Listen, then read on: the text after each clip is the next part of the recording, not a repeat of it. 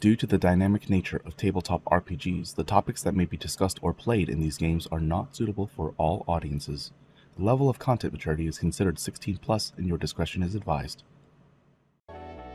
We look upon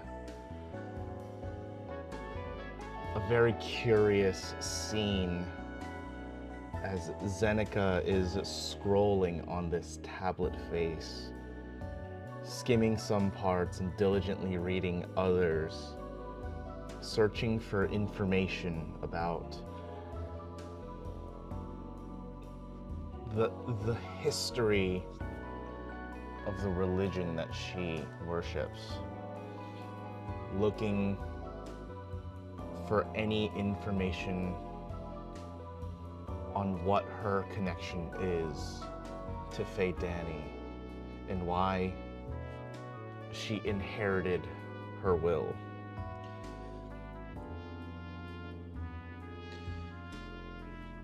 Looking through and trying to gauge what happened, why it happened. Common knowledge dictates that the origins of this happened 500 years ago. For our players, they'll understand that this is the beginning of Act 1 of this legacy story. We're now in Act 2, 500 years after that fact, after that age. Zeneca, you come across all of the common knowledge that you already know. You already know that Phandara came from a different place. You already know that Oba ascended through apotheosis. You already know that she eventually became Oba's champion, whatever that means.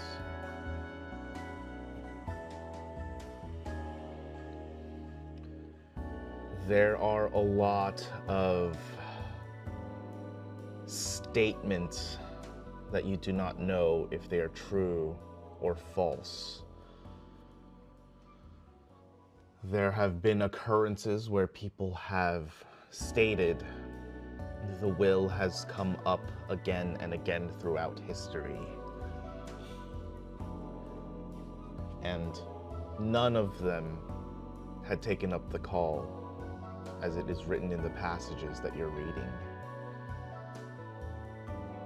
Are these to be believed? Do they have any evidence of that fact? Maybe not even the church does, if this text is true. One thing that you can be certain of is that the will seems to arise about every 100 years or so. Not exactly to the year, sometimes. But it is a pattern.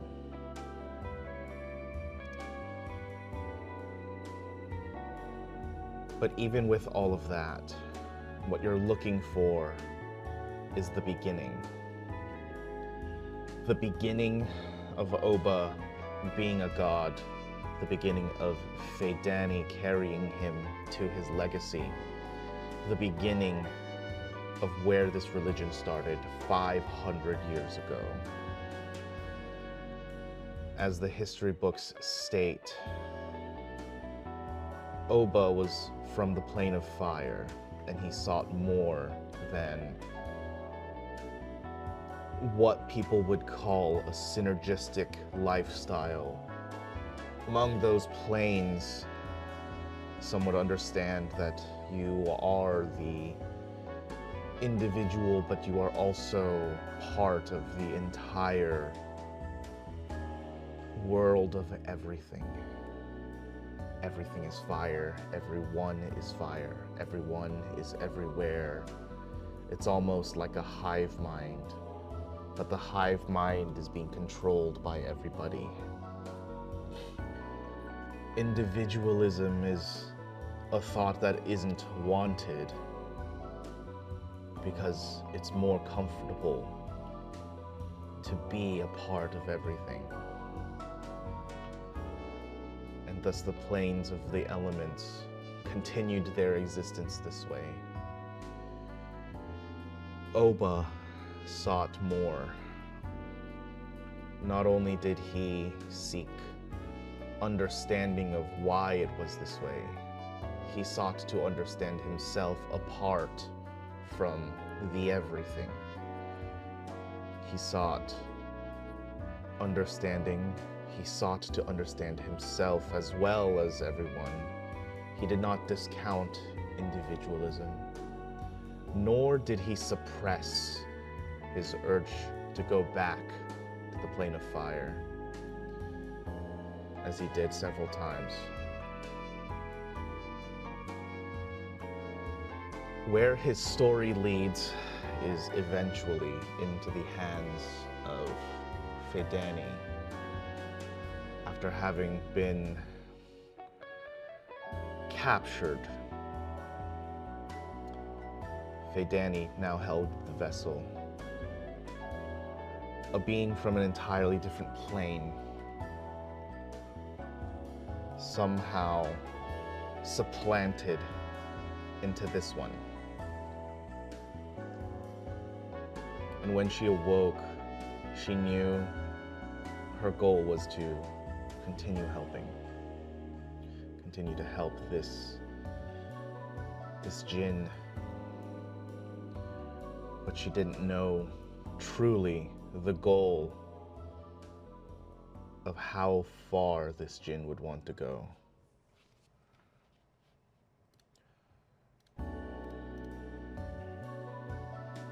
Phandara's story is not of any note until she crosses planes. She was a simple girl, simple life.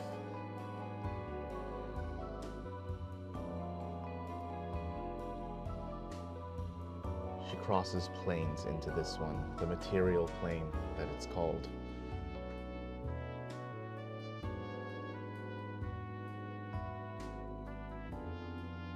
She even understands that it may be a different time than what she's used to. She's unable to cross back. All she has is this bottle with the gin inside, promising to make its life better.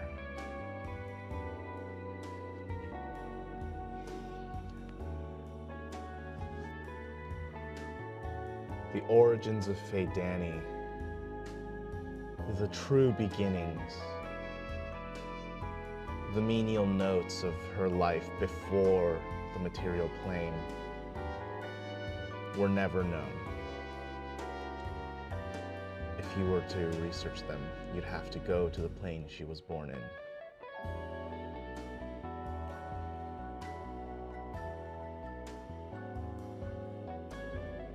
But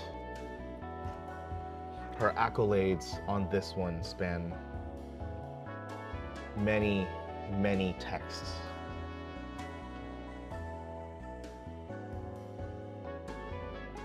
And as we begin the session today, you learn that she was chosen to become Oba's champion. And if that is the case, then she could only perish if she chose to. Hello everybody, welcome in, happy Wednesday to another episode of Stargazers. Stargazers.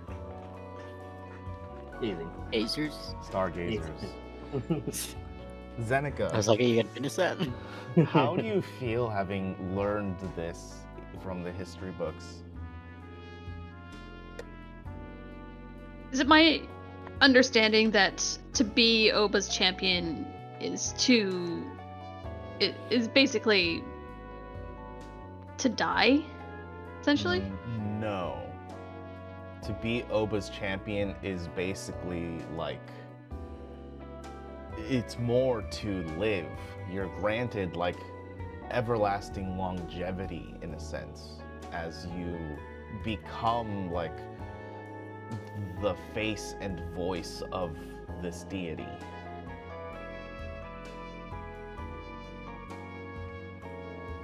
I think there's an element of her being overwhelmed. She's getting a better understanding of what it means. It isn't just, here's some powers, good luck with that. It means something more. And while she respects that, it also probably terrifies her a little bit. Like, she, up until this point, has kind of been a little bit of a fuck up. And the idea that she's supposed to represent Oba, and she's not entirely sure still what Phandara's will is and how she's expected to use it. But there's a grand weight that comes with the knowledge that she's just acquired.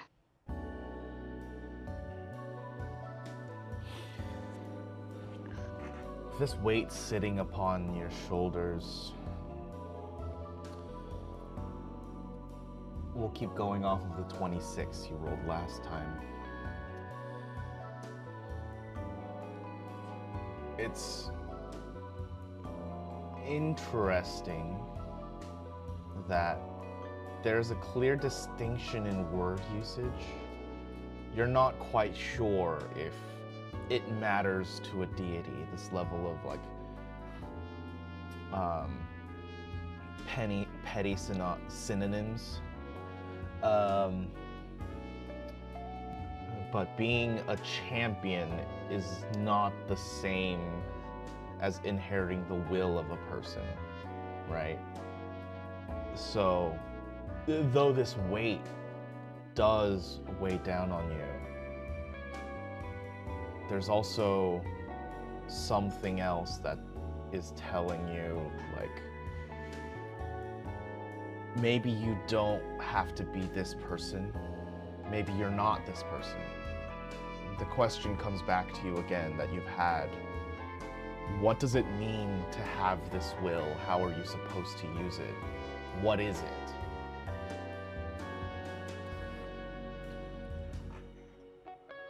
Do you continue to research into the night? I think she would.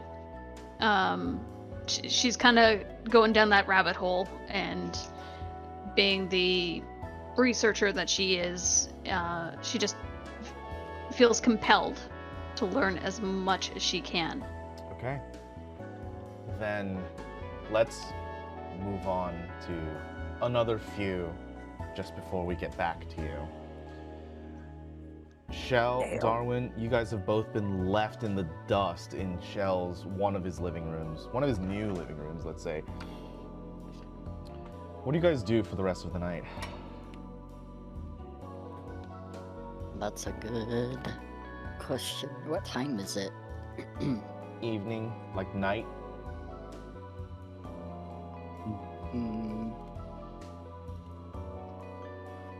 Did you ever figure out what hospital Kara was at exactly? Or like, weren't you gonna contact Bob Anthony about something? I was, but when I did, he didn't answer, so something must be busy. Or asleep, perhaps, because they've definitely had kind of a day. Have you done that since you've come here? Because I think you were supposed to, I just remembered, supposed to set up some kind of like meeting between Bob Anthony and... Yeah, that's a good point. I would contact Bob Anthony. It's been like a full day now since I last tried to contact them. Yeah, so would I hear back from him at all?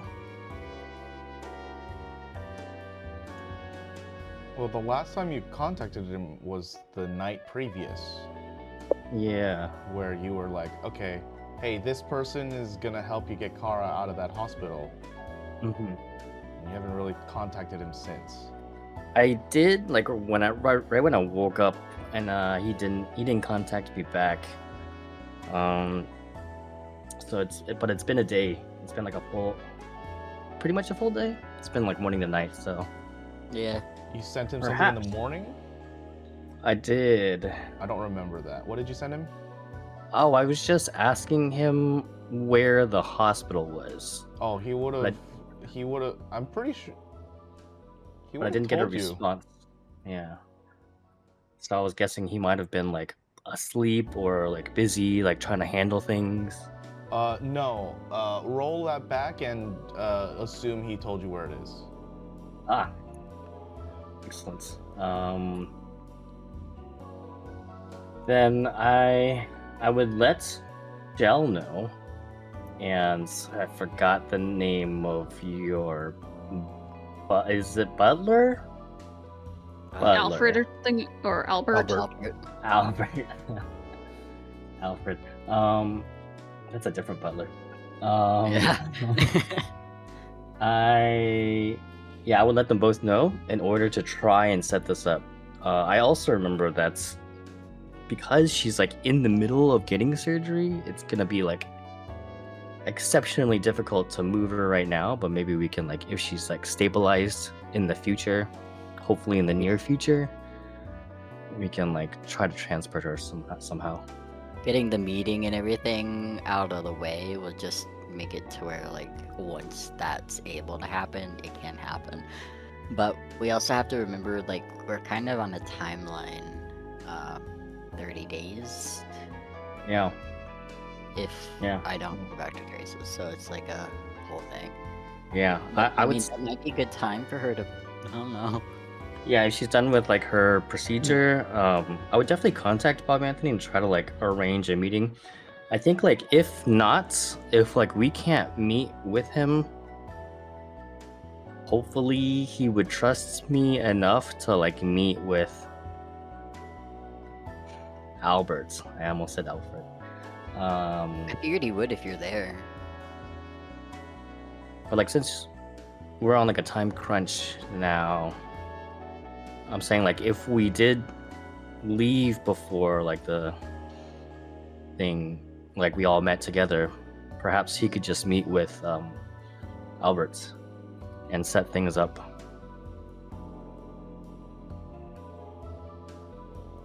Like delegating moving responsibilities because we're just like on a time crunch, you know? Yeah, but like, I mean, you could vouch for him or whatever, but the issue was they tried to reach out to do that themselves, but they wouldn't, like, without you or whatever. I see. Something like Yeah. that. I would just reach out. Yeah, I think the first step, reach out. We're like Yeah. trying to optimize before the plan goes into effect right now. Yeah, we just gotta not try to predict what everyone's gonna do and say before they do it. Yeah. I would reach out to Bob Anthony and like kind of get a status update on Kara, and also try to set up this meeting.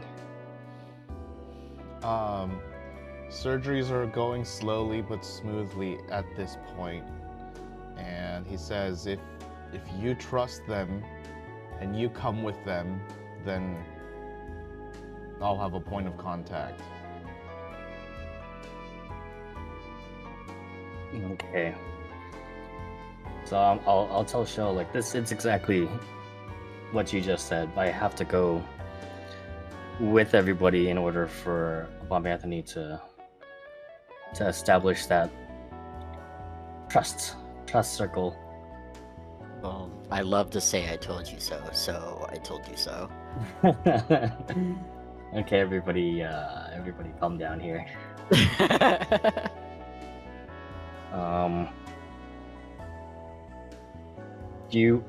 Should we try to do that now or wait until morning?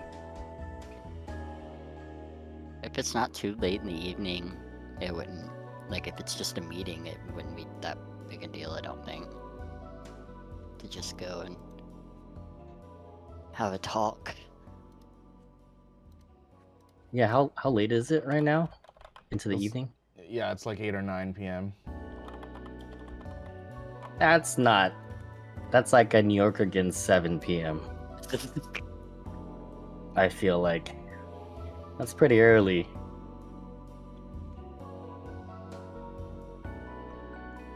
Yeah, I'd be willing to do it right now if it's. What hospital are they at? They're at hospital. I see.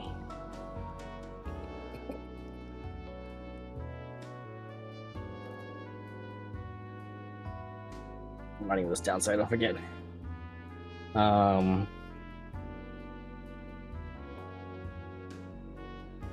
Is that pretty far from where we are right now? Yes, because it's 2 layers down. Oh man.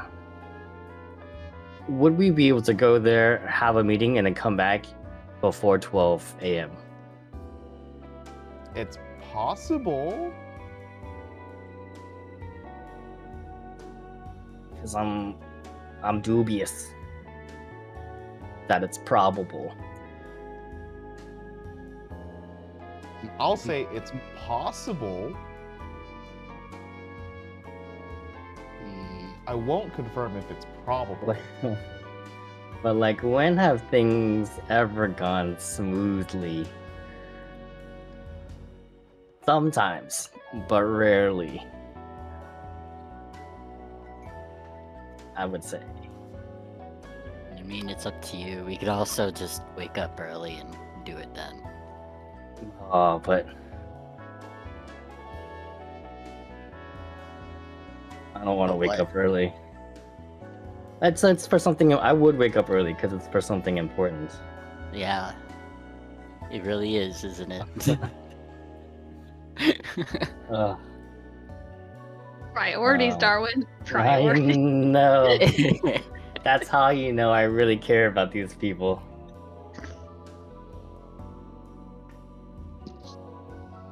Changing my whole character of being. Yeah, I mean, she's still in surgery. It doesn't sound like she's really that close to being done.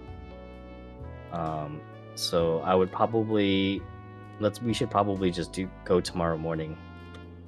Okay. And I will let Bob Anthony know. Like, we'll set up a meeting tomorrow morning. Meet at the hospital. At a hospital. At hospital, yeah.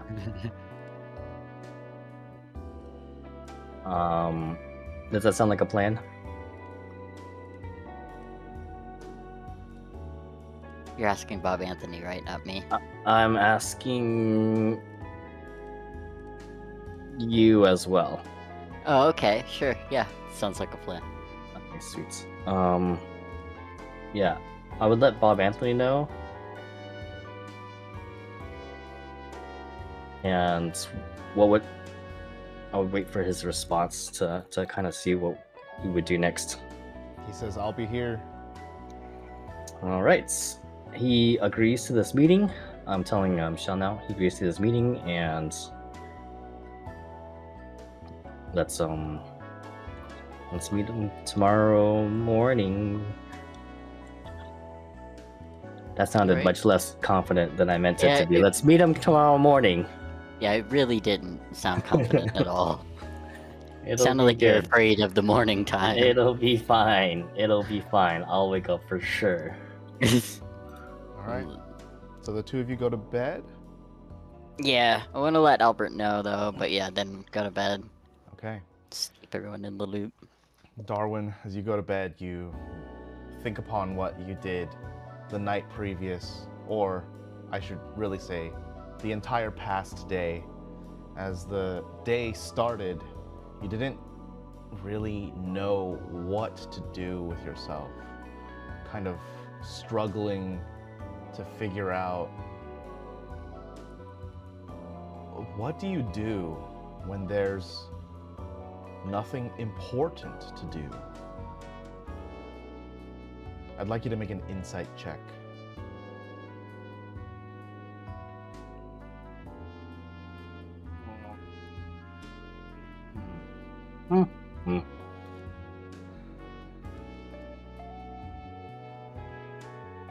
You have a thought and you don't like it, but it bothers you until you fall asleep slightly twinged. And you question yourself. Who are you without your friends? You think about all of the stuff that you've done. How you had to meet up with Shell, and then you decided to go buy that car that can drive at any angle somehow.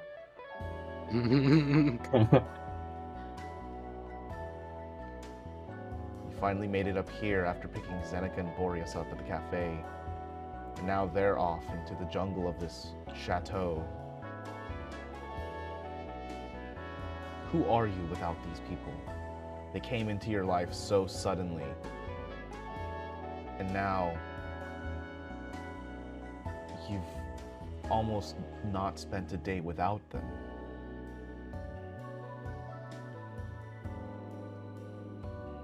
Who are you? Who are you, the individual? It keeps you up for a little bit longer than you expect. But you do eventually go to bed. Boreas. I knew it. Brandon was freaking. Uh-huh.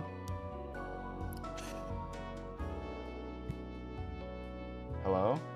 You go ahead. I just had a mouthful of delicious tea. Danny is doing some research and continues to do some research. It seems like she forgets the time. You called me Faye Danny. Oh, I did? Oh, yeah. You did, with a straight Zeneca face. forgets the time. She forgets who she is. Yeah, I forget who she is. Following in Darwin suits. Who am I? Who are you? Zeneca forgets who she is. And when it is right now.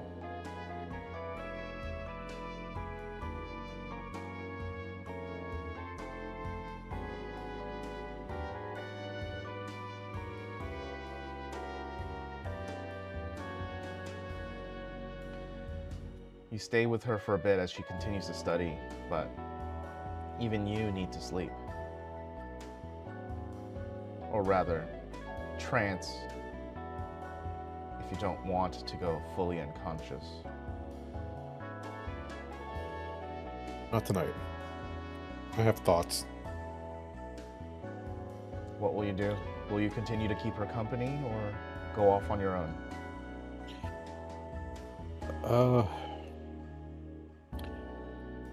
I assume every once in a while Zeneca could probably, make small talk about what she's reading. I think after a while, Boreas would kind of get that gumption to try something stupid. Zeneca. Hmm? Out of morbid curiosity, you still have those tears, right?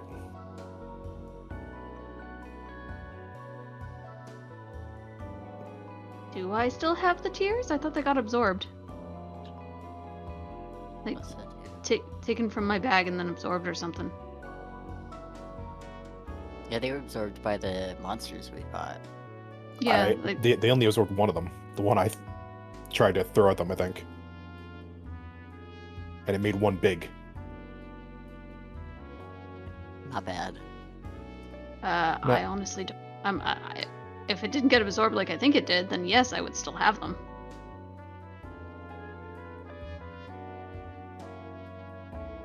She goes rummaging into her bag of holding. You don't find any orbs here. Damn. All right, well, that's fine. Just curious. I wanted to spend some time studying them, pondering even.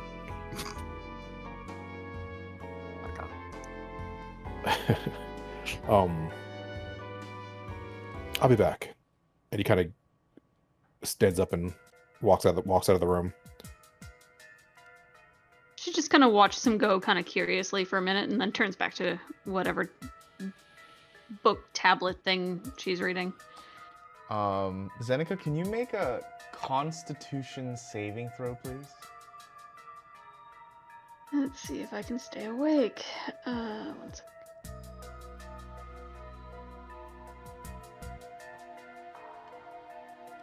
Oh, sorry, I'm not at advantage. I don't know why that was still at advantage. Why is the music scary? Are you 10. good at taking the 10 or you want me to roll it again? I'm taking the 10. Okay. Okay. Unfortunately for you, Zeneca, you do suddenly feel a little tired. Not because it's time for bed, but because, unfortunately, Boreas butting into your study here has broken your groove.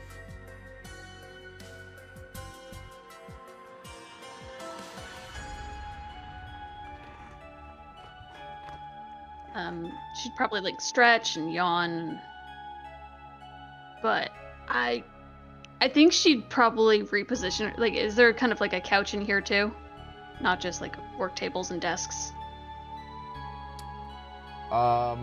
There isn't. Is there like a comfier space than just the work tables and desks? There is what you'd call servants at your beck and call. What? So, what? Servants at your beck Oh, and call. sorry.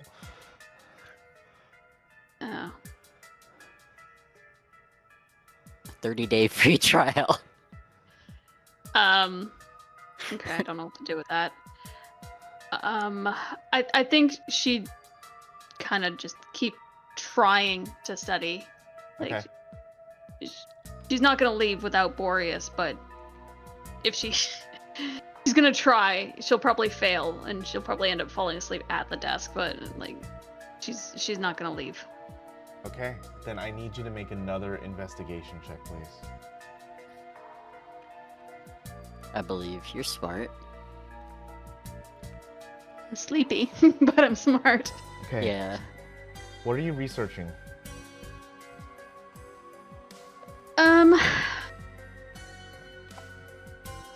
So I didn't really find anything about the will.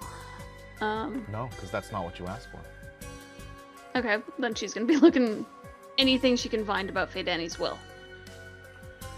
Okay. As you continue to search through the texts, even trying to use Control F to find keywords about the will of Phandara, there's sparse information. As it was mentioned before, there were 4 others before you who supposedly inherited this will, but their names are not recorded as they went off to mundanity. They chose not to do anything with it, or maybe they couldn't harness it, or whatever, but it's logged in the passages of these times that every time the will had risen back up, it never amounted to anything. And so, whoever it was passed down from before you, they're not recorded in history, as they didn't do anything with it. They chose to be normal people. Maybe that... go ahead. I was just gonna say, even though they're not recorded, but there are instances of 4 other people getting it. Do they have specific years or time frames listed? It's roughly every 100, not exactly to the year. but give or take, it's Okay. about 100. But do they have specific years listed? No. Okay. Dating back from, I guess, me or whatever, or my birthday, can she trace any specific historical event or calamity that coincided with the last 100 years approximately? There's been no cataclysmic events for 500 years.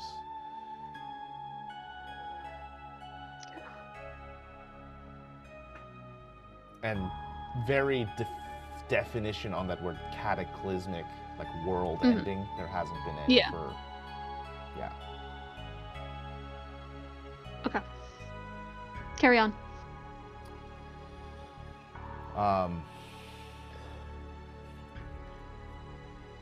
Maybe you finding this coincides with what you've learned when you were told that everything is your choice.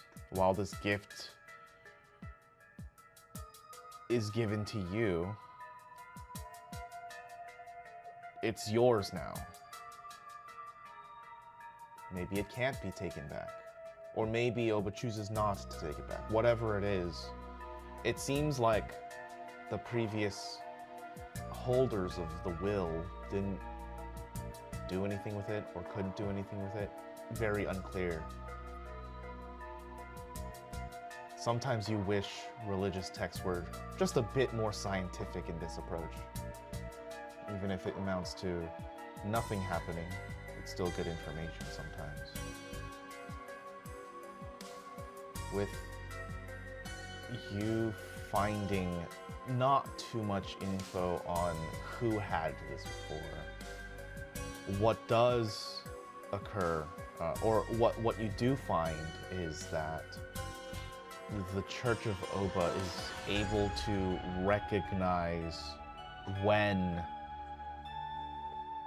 the will of Phandara has come back as the original pyre that was struck in Alabaster on the other continent of the world only relights when the will has returned to the planet.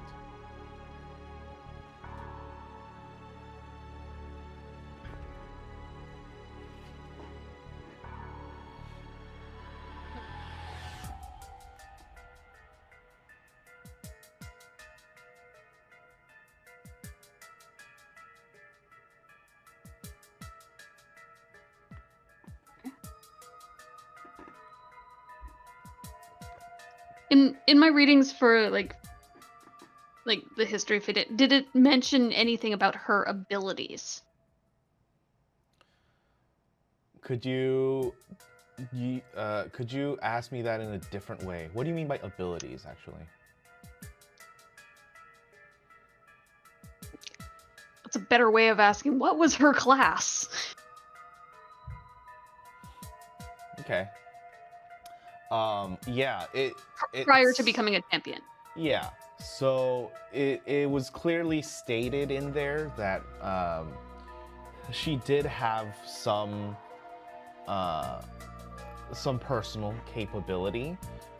She could be personable, but she was very good at getting out of sticky situations one way or another. And that when she needed to, it stated that she drew her power from Oba himself.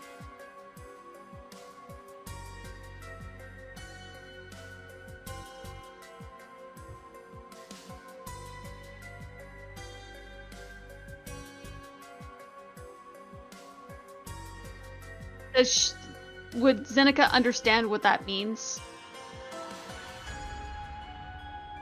I can't roleplay that for you. Okay.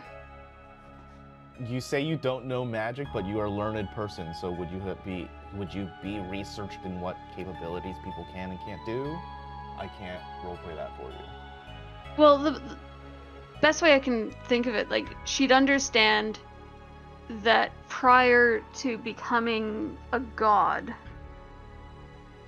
Fhandara, if she was drawing power from Oba, the only way she could think of that working is if he was her patron. Then that's what you come up with. Right.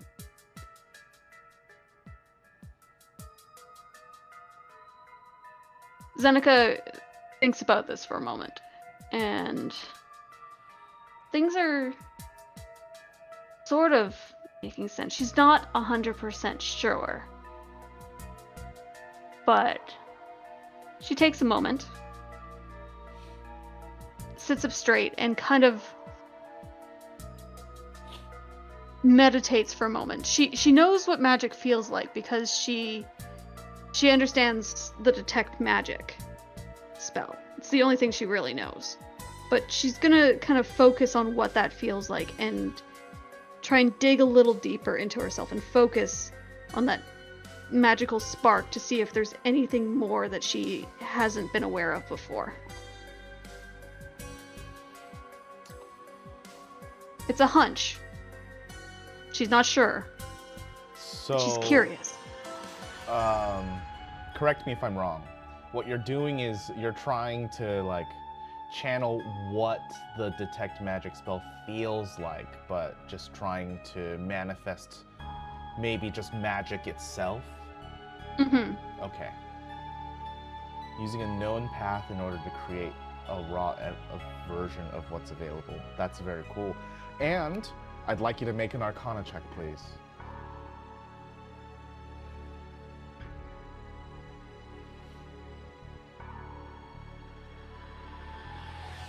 Damn, you're rolling hot tonight. Well, shit. She's sleepy, but she's learned. Told you were smart. You reach... Well, actually, no. I'm not going to say you reach. Tell me what happens. You have the scene.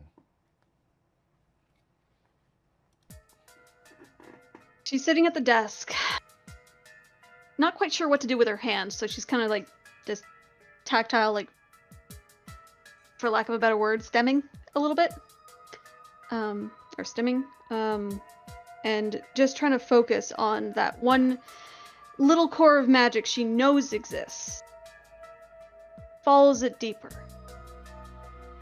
until she...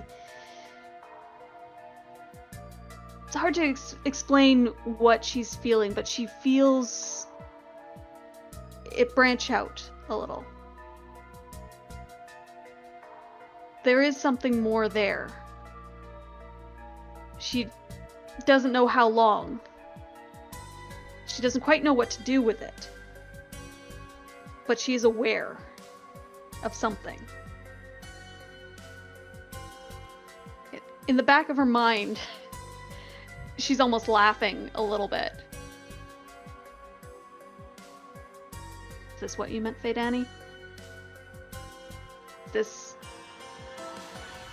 what I need to figure out? How to use this? Is this your will? Or is this a tool to achieve your will? She's probably a little delirious as well because she's that tired. That's probably where the laughter kind of comes from, and it kind of bubbles out of her throat a little bit. She flexes, looks at her hands. All right. It's a starting point. And let's see, do I have a non-destructive spell? There's only one thing else you would notice. And maybe this will change your action that you're about to do.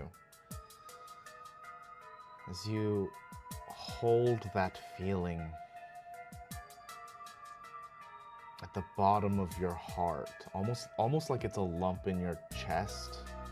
It's almost like it's a physical feeling, but you know it's something different. And it feels cool and refreshing.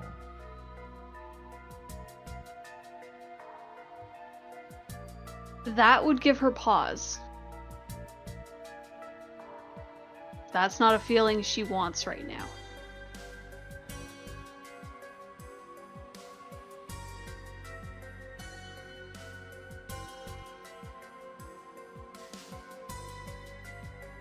She's used to the slight warmth. Cool and refreshing. Makes her think of another god. Or a perceived god that has also given her blessing. And she's not so sure about this. But focusing for a little bit. Are there any books in this room that are in different languages, or is there like a translate function on the book that she's reading? So all of the texts are like auto-translated automatically. If you want to view them in their original script, then you have to like go into the settings and then change it back. I think she'd do that assuming this book was written in a language that she doesn't know. The book you're holding is mostly written in the common tongue and several different dialects of Elvish, but nothing that you haven't seen before. Is there a way to translate it to other languages? Yeah. Okay. I'm gonna pick one at random and let's say Dwarvish. Just throw it out there. Uh-huh. She doesn't know Just Dwarvish. randomly. And she's gonna tap into that magic a little bit and cast Comprehend Languages. Okay.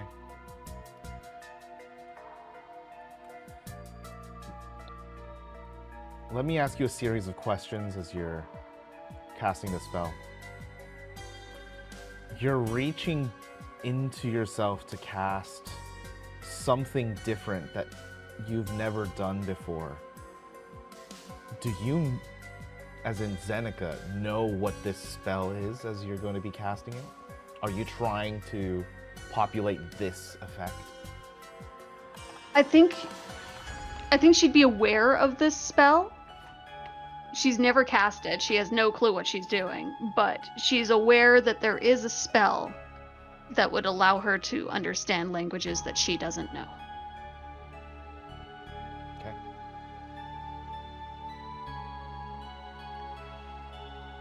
And when you're casting this spell,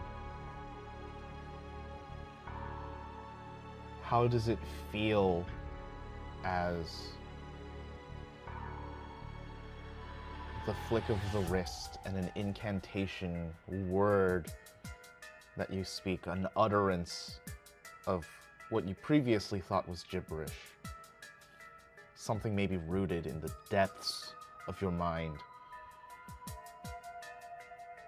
As it manifests this spell, how do you feel?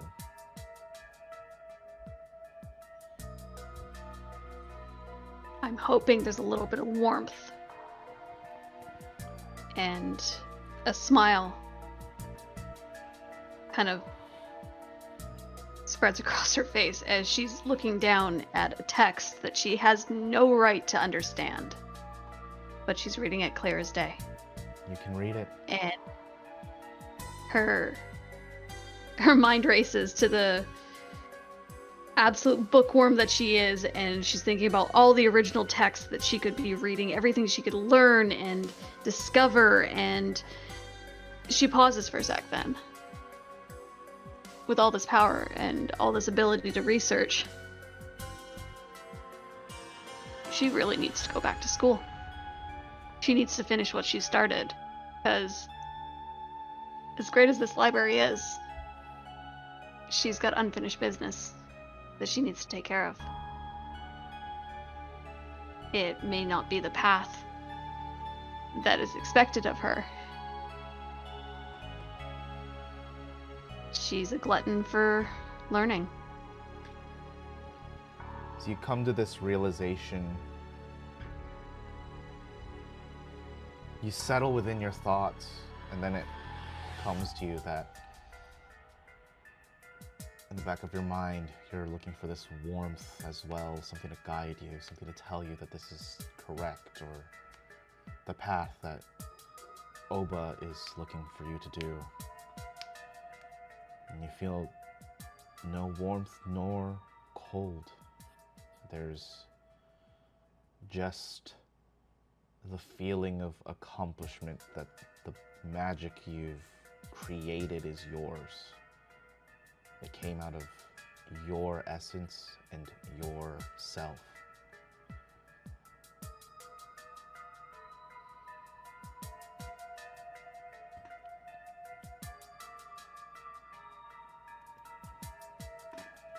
Do you continue She'd to probably. research? I'm gonna say she's gonna yawn, but she's kind of pumped now, and she is gonna keep going regardless of any sort of exhaustion. She's just elated to be able to read a different language. She'll probably be fucking around with it too, like just switching the languages as much as she can just to make sure it's real. Yeah. Now, just, I hate to be that person. You do understand the literal part, so it does take you a minute to like recontextualize what that would mean in your most common language, right? But you're able to read it. Like, that's wild to you. Yeah. Yeah. Okay. Cool. It lasts for an hour. Would you do this multiple times? Can you do this multiple times? I think you can only do it once. Yeah, I can only do once or twice, but I think she'd only do it the once. Okay. I think you can do it twice. I know I can probably do it twice. You can. I had to check.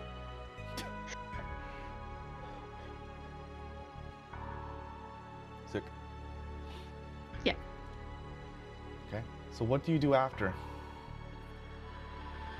Assuming I'm still awake. Yeah, that's what I'm assuming.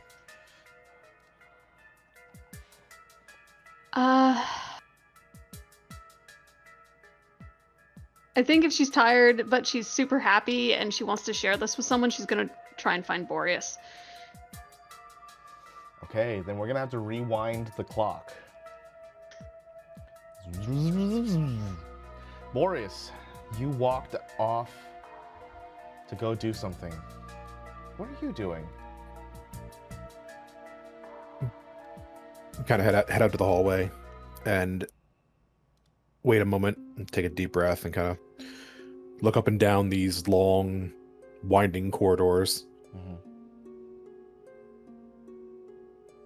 Kind of just looks down one direction and says, excuse me. Like, not too loud, but enough that hopefully somebody can hear him. Yeah, you hear a voice come to call out to you immediately. Yes. Always fantastic.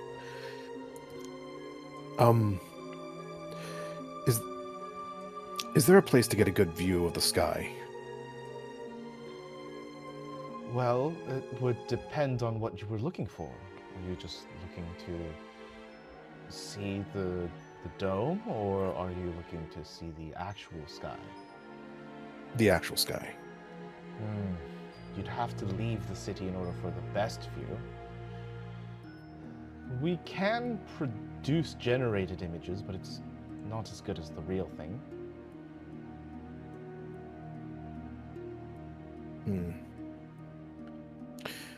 Well, something better than nothing. Could try that at least.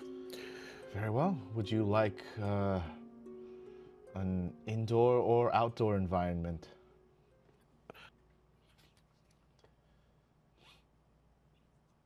Let's go outside. The area seems rather nice. Could do with some fresh air. Please follow me. Thank you.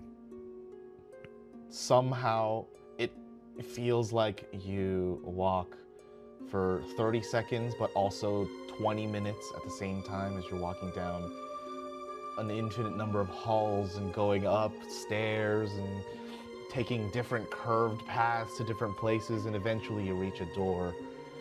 And The inside is a chair that looks like it can recline. The ceiling is there, but they invite you in and ask that you request anything like refreshments or snacks before the show.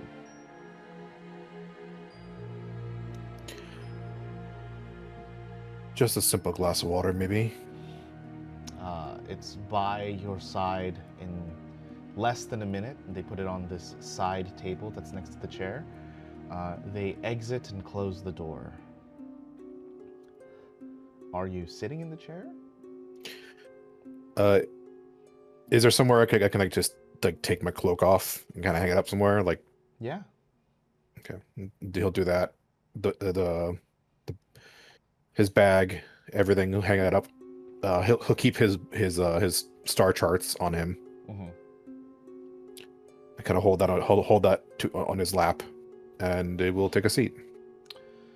You take a seat, and the chair begins to recline in a slow fashion, not to startle you.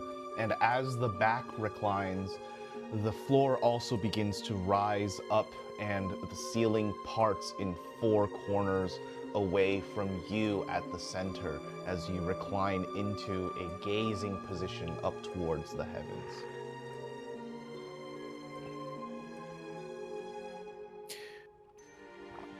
Both a mixture of confusion and probably a smile come across his face at the same time.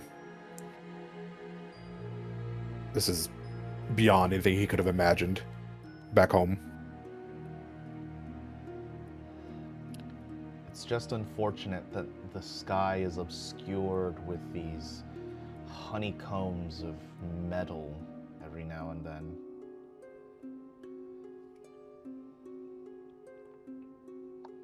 Can't be perfect.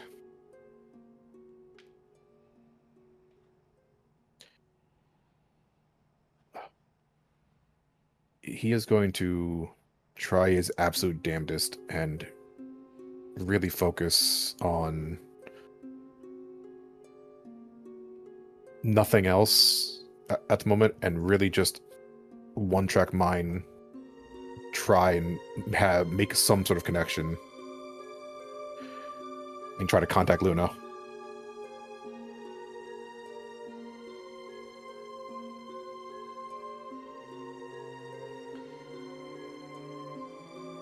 Ooh.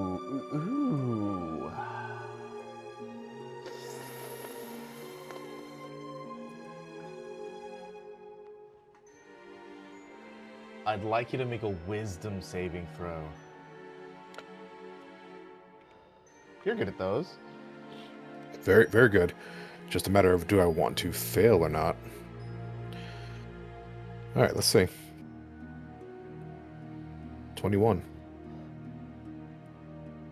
You concentrate and focus. You do what you had done before on your trips out into the free lands. You focus on the feeling, that coolness that comes from underneath your feet and wafts you up into the presence of the moon. That gentle, unmoving, but relaxing cold upon the yellow surface. You imagine yourself there. You feel no different. You can feel the chair underneath your back. As you open your eyes, it's still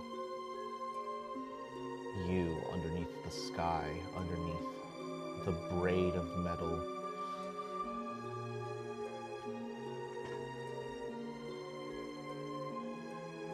You try again and close your eyes, focusing on that feeling, trying to make any connection, not just being there, but remembering,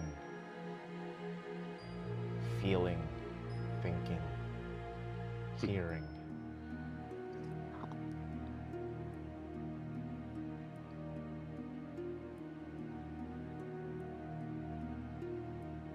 In a snap moment, your eyes open. was that of your own accord. You're not sure. Just as your eyes do, there's a scream in the back of your mind. You know your ears cannot hear them. You've heard this scream before. From before.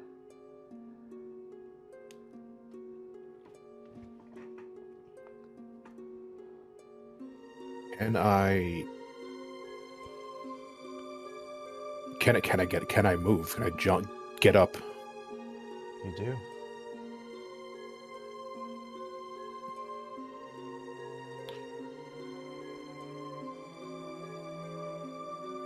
Where am I? You're in the roof of the chateau with a chair that is reclined into a gazing position up towards the heavens.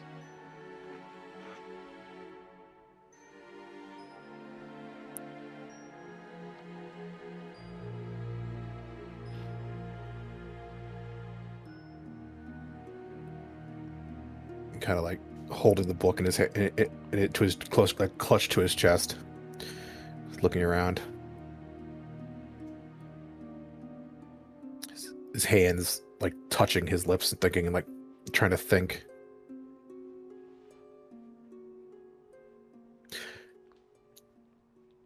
I haven't forsaken our connection. I haven't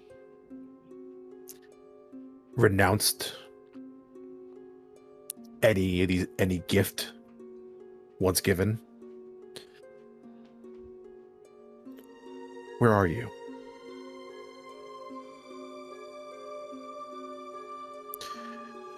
Kind of gets really frustrated and sits back down and forces his eyes shut again, almost angrily.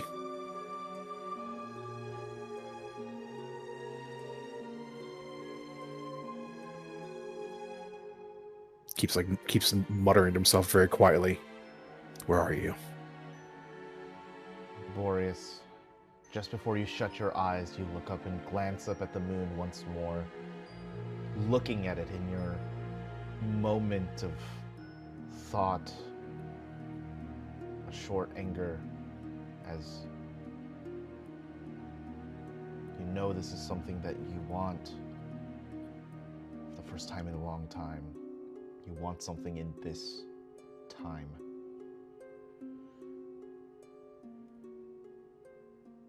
You close your eyes. I'd like you to make a perception check at disadvantage, because this is going off of your memory. Disadvantage.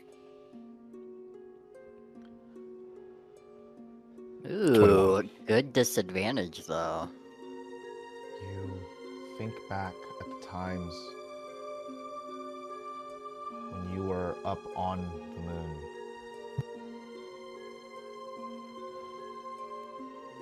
Every single one of those times you were there,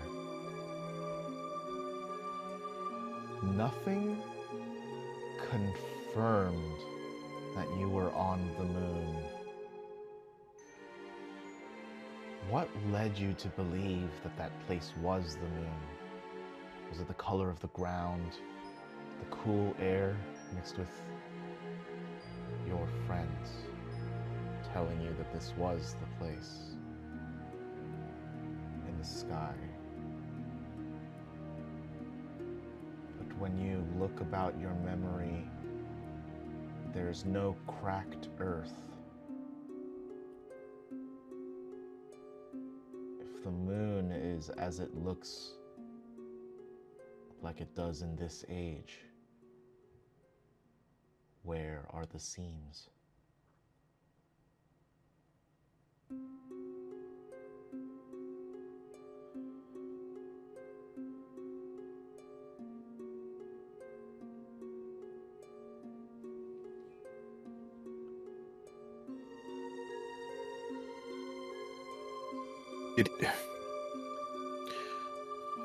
Was there ever like the planet in the sky above the moon?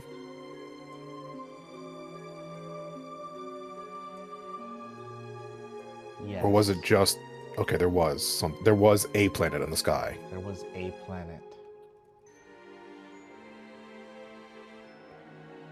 You've never been off of your planet before. You know there's a lot of water on it, so it being blue makes sense.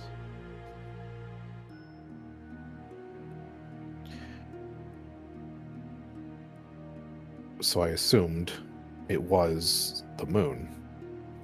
You assumed it was a moon. You ponder at the image in your mind of the planet. It makes sense. It looks like the moon, the earth that you stand on in that place. Looking up at the blue marble. And then you realize that there's no sun.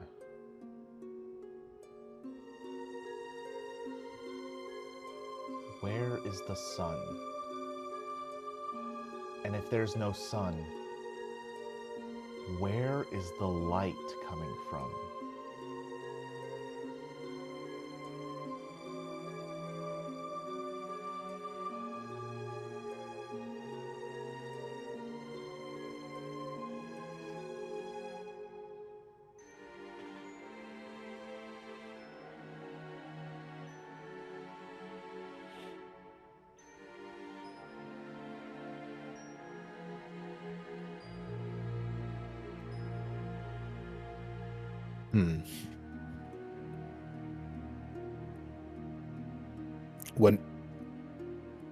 When we were on this moon,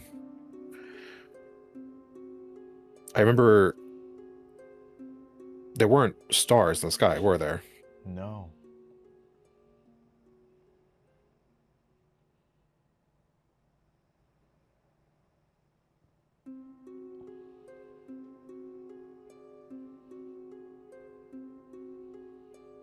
No stars, no sun. The wrong planet.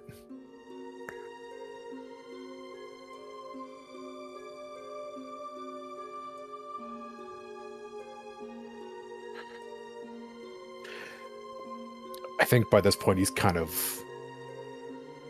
less mad and starting to panic. Oh no. Aww. This is something different. Much bigger than any of us could have ever probably imagined. So what is Luna? If Luna is supposedly the spirit of this place, where is this place? And what the hell is she? And if your train of thought is also correct, which usually is, where do you go? Your friends keep calling it the moon, and in your first interactions, it seemed like Luna didn't even know her own name. They called her Luna.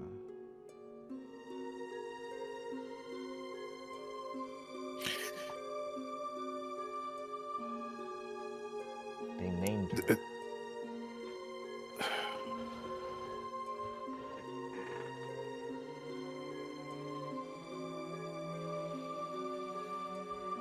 God that remains to be forgotten by the other gods. When we left, God. When we left the moon, we always left through the puddle. The reflection. Pool.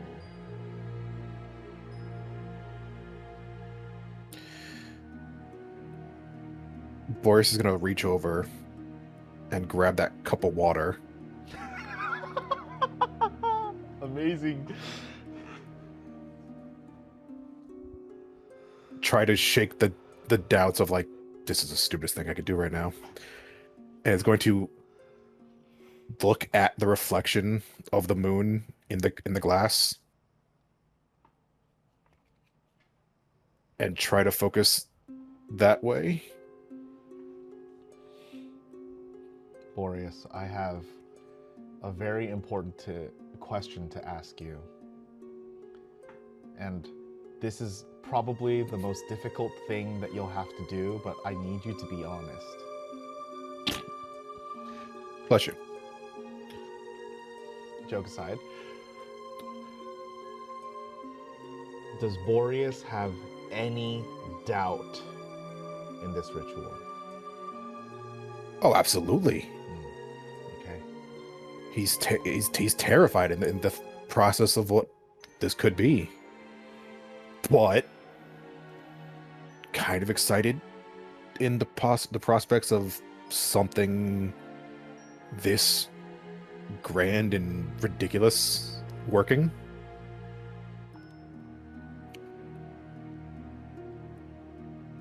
So it's a weird mixture of fear, doubt, but then curiosity. Okay.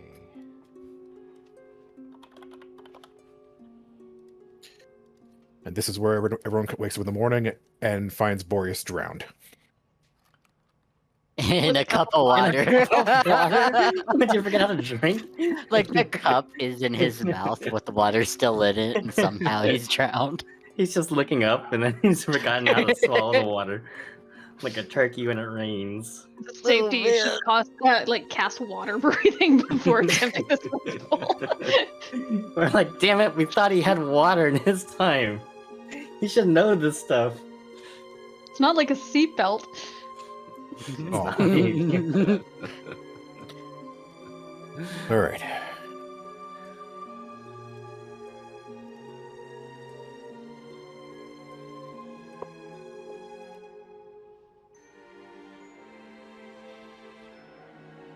Okay.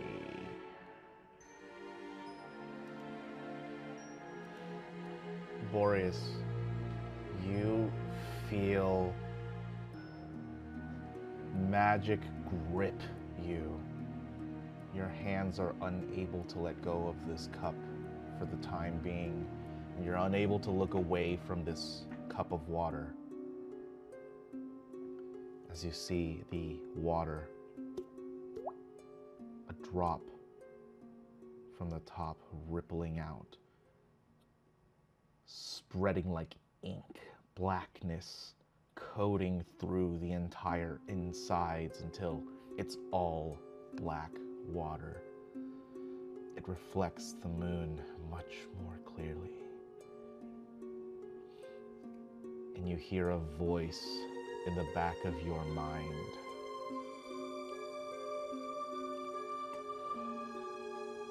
The connection is unclear, or I should say, not very strong. So, Boreas, as you are conversing with this creature, you can only answer in one-word answers.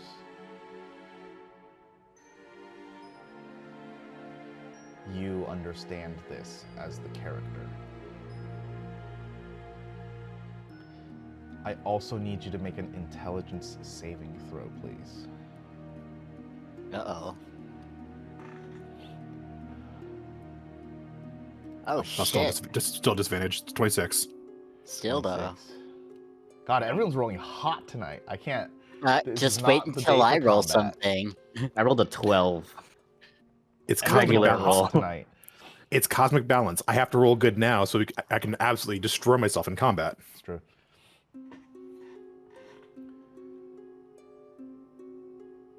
The voice calls out to you and asks you, "Who are you?"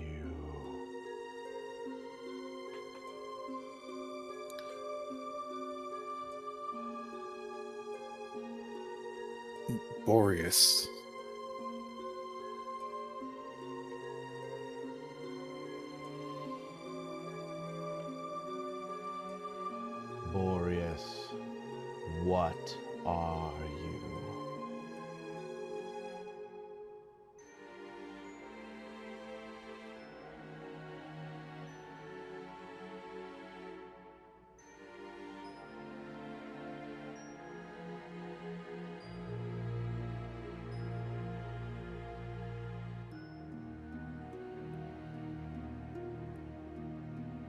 Scholar?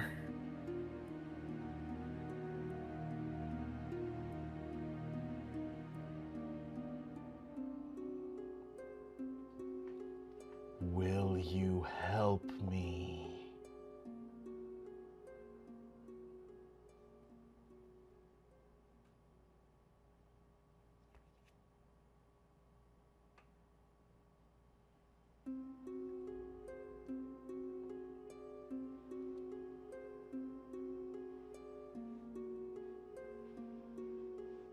Guy takes a big gulp. How?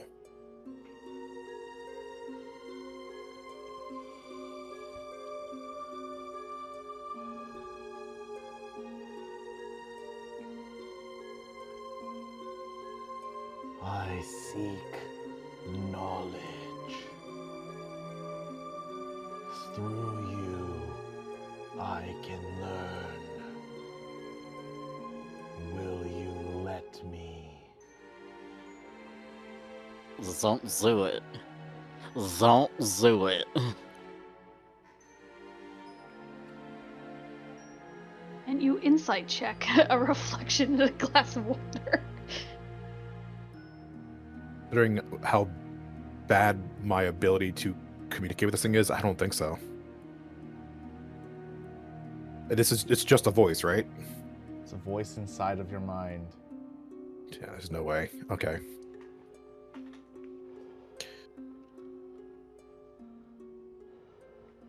His hand's still gripping the glass.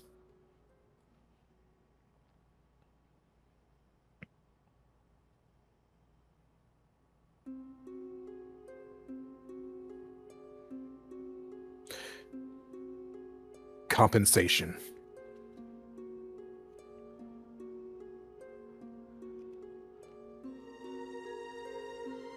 My knowledge can become your knowledge. Oh, you had to say the words. If you dare. Well, I don't know about that. Oh, you had to say the magic words. He hasn't asked a question yet. Just if I would help. He continues as he says, my knowledge can become your knowledge if you dare. But understand that what I know can destroy your mind.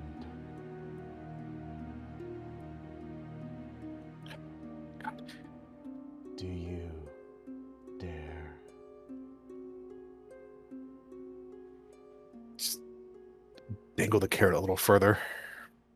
Boreas, Yes. just before you answer, what's your passive perception? Passive perception, 19. 19. God Ooh, damn. so close. God Okay. damn. I will give you two options. You can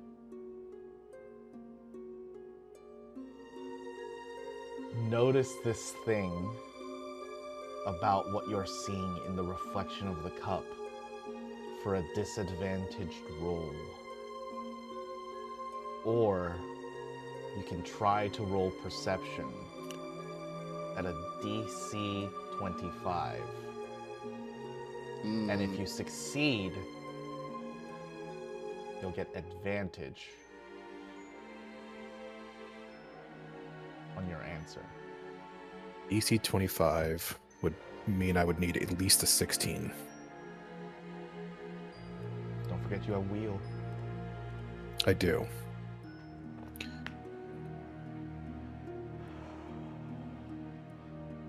Love a devil's bargain.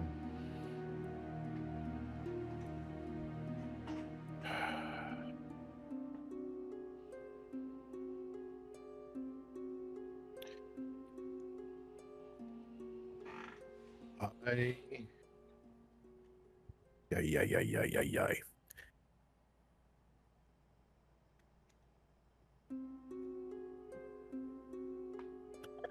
You can also just choose to answer.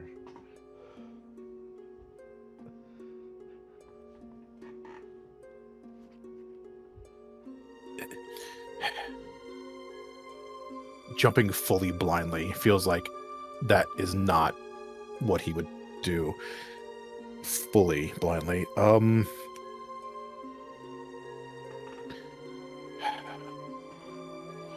God, this sucks.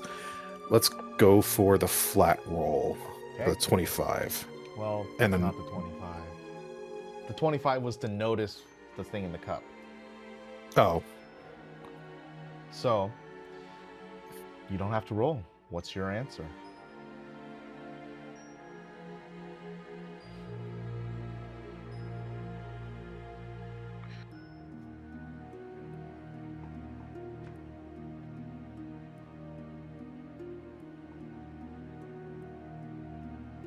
oh, I hate this. Yes.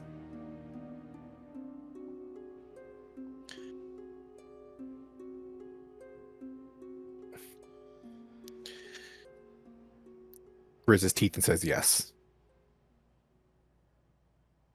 Boreas. The cup stirs.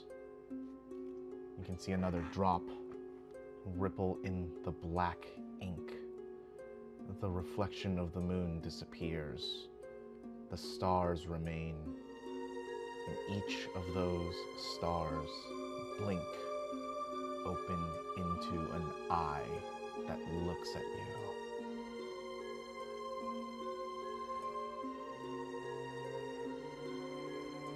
Congratulations on your intelligence saving throw.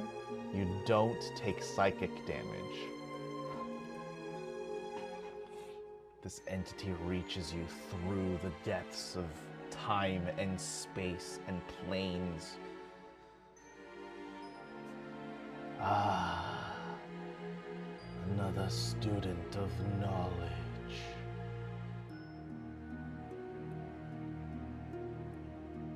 Seeking information at any cost. Boreas. Know me, for history will not.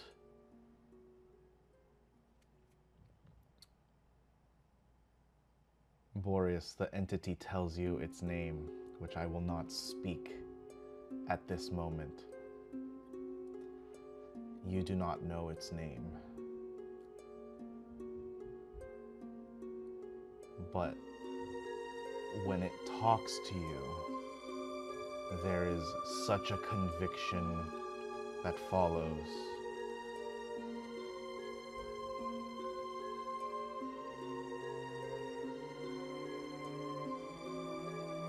You feel as if this is a one-way street.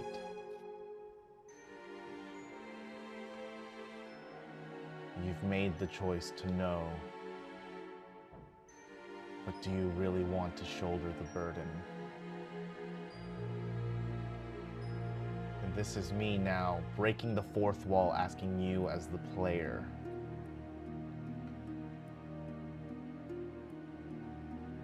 You've contacted a multiplanar entity, let's say, and it's willing to give you something that you seek, but it will change you permanently.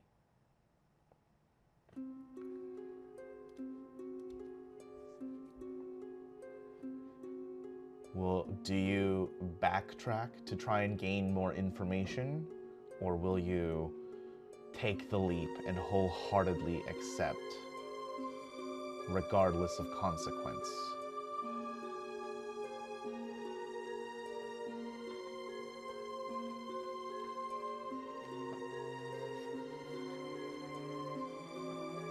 Do I have any ability to control the change?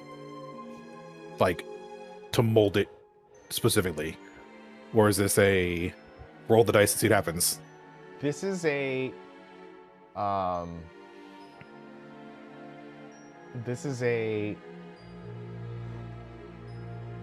mix of both, but it's 90% the former. but it's not really easy to describe without spoilers. Just trying to not have a third arm on my chest. It is something that can be viewed as harshly good and bad. And just to give you a little bit, I think you won't like it. But that's based off of how I feel about how you feel about your character. So take that for what you will. You're gonna make me short. Join us. God.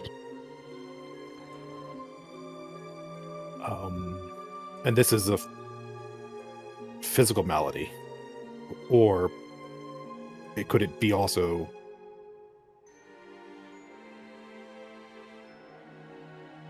potentially like mental problems? Jesus. Yes. Oh shit.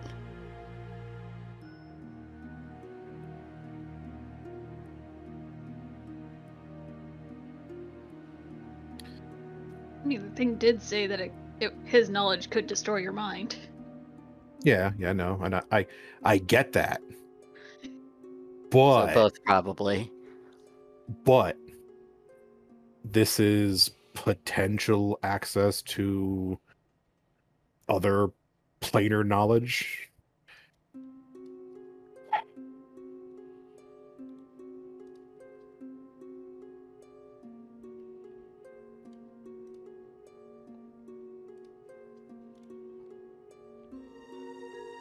How much do I... So, a being seen through a reflection of the sky. I sea of many eyes, promise of greater knowledge, foreknowledge at a cost. What could happen to Boreas? What could happen to Boreas? Trying to think, like, what could happen that would be devastating to me? That's a good question. Class alterations, maybe? Yeah, arm coming out of the chest. Eyeball nipples. Oh man. I need That you to. one could be I need you to possible. stop helping. That's Sorry. God. That one got You're me. making it so much worse. As someone who's actually done visual effects where a nipple did turn into an eye, it's not Yeah. pretty. I hate that. Nipple.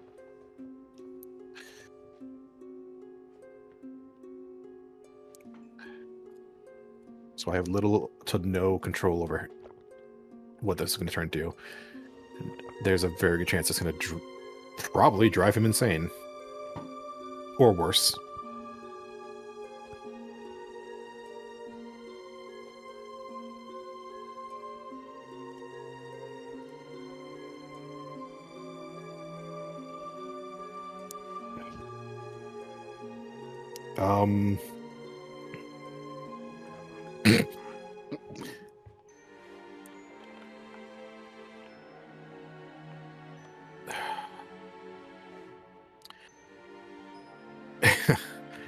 He's going to think of all those problems.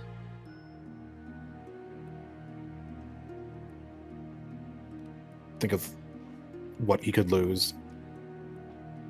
And think of his friends.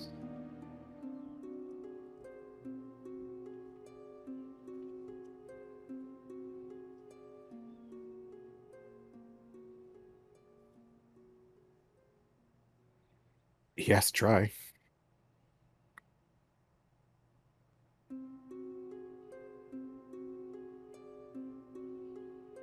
It's in his very nature.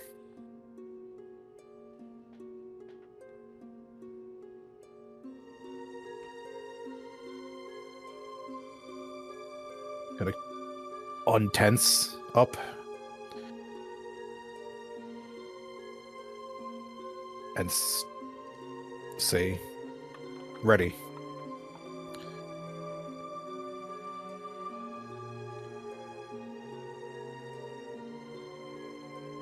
As the player, is that a confirmation that you are Yes. doing? Oh, okay.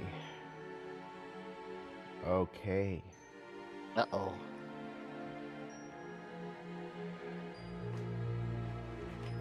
We're gonna have to kill you. I don't know. Good luck. You cratered that fucking room. Like all good stories, it comes in the power of threes. The voice calls to you and says, drink.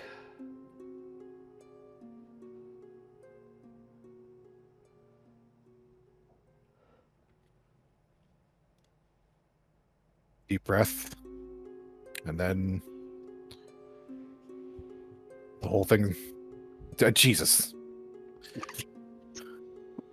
Deep breath, and then the whole glass down in one.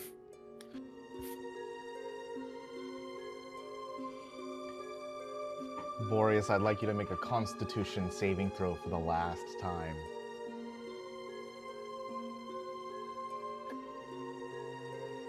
Potentially my last ability to fight this. Come on. 3. You pass out Yuck. immediately. Oh. You fall to the floor.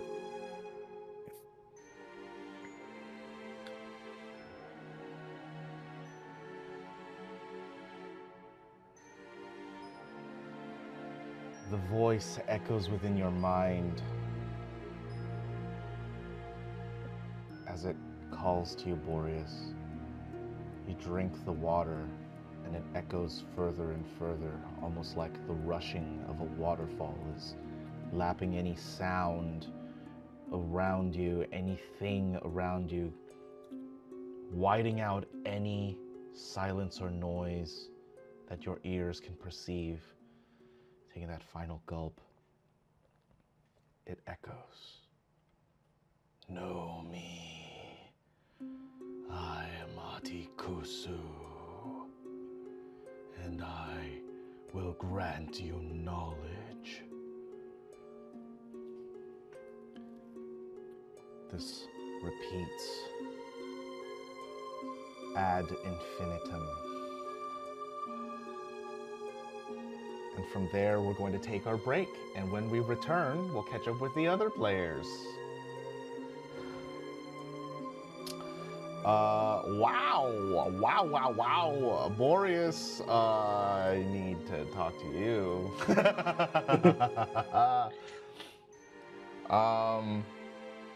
Jeez. You drank the goop, bro. Was not expecting this to happen in the nice episode, but hell You're yeah. in It was awesome. the year for knowledge. We'll be Someone's got to back fuck it up. in just a few minutes. Zenica's all happy. She just learned she has magical powers. And Boreas is dead. Oh no. Rip. Hey, we all die sometime. It's fine. But yeah, we'll be back in just a few minutes, and then we'll return to see how Zenica handles this. Yes. Oops. BRB. Bye. Welcome back, everybody. Let's play. Howdy. Boreas, you fall down to the ground. Not a single drop of water remains in that cup. Mouth, teeth, tongue, lips all stained black as you fall unconscious to the floor. And then the rush of blood fills your mouth back with its normal colors. But what we see is that the black does not disappear. It seeps down into the veins and flows throughout your entire body.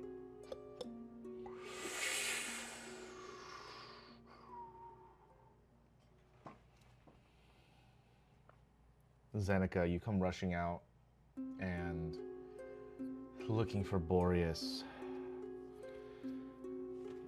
A maid immediately sees you and asks you if you're looking for something in particular, and she assists you in finding him, lowering the floor back down so that you can enter the room. And when you do, you find Boreas lying down on the ground unconscious, face down.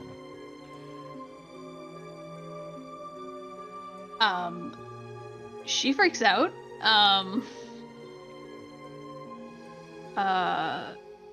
She goes kind of into first aid triage mode sort of thing, like checking his pulse, his breathing, his eyes. Is he breathing?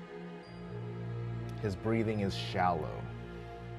His pulse is strong but highly arrhythmic, and not even just like a normal arrhythmia, like it's actually completely random.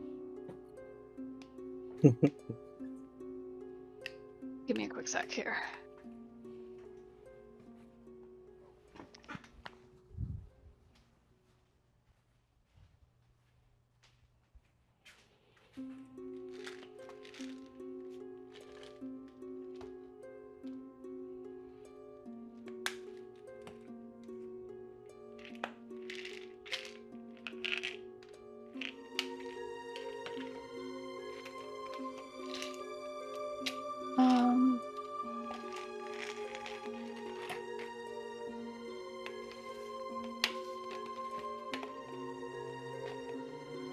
Okay.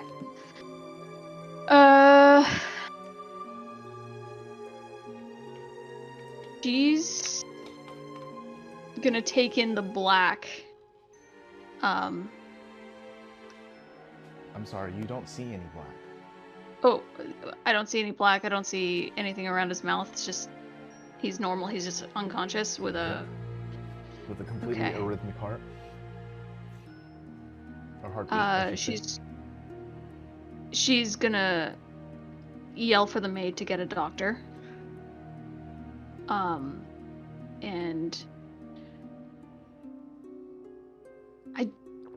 I think other than using an AED to shock his heart back into a proper rhythm, I don't think chest compressions would actually fix anything here.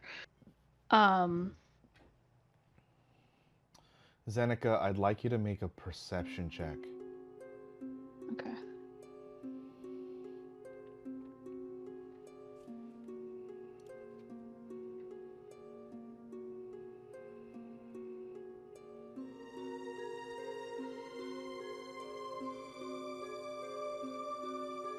Come on.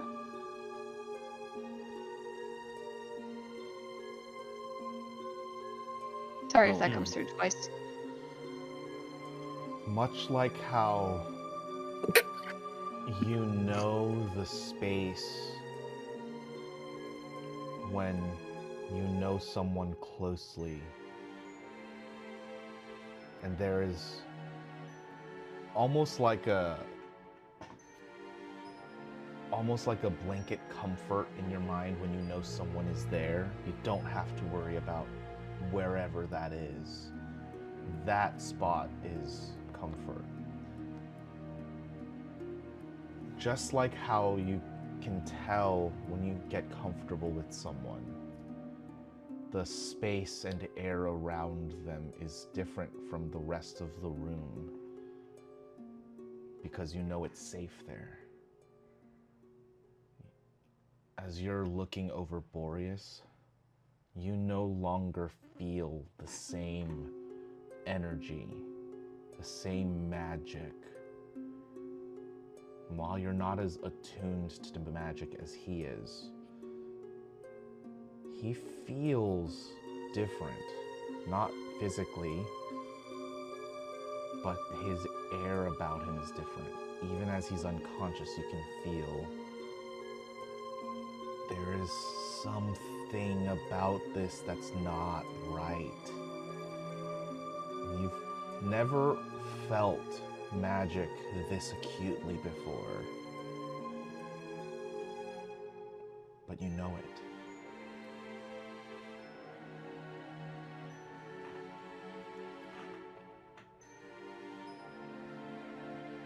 What have you done?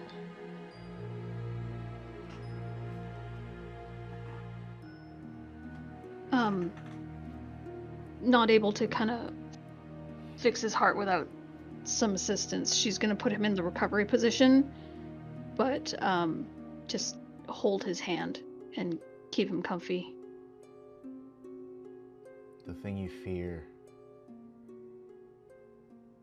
for yourself, you can feel out of yourself as Boreas's hands feel cold. But not actually cold. Cool.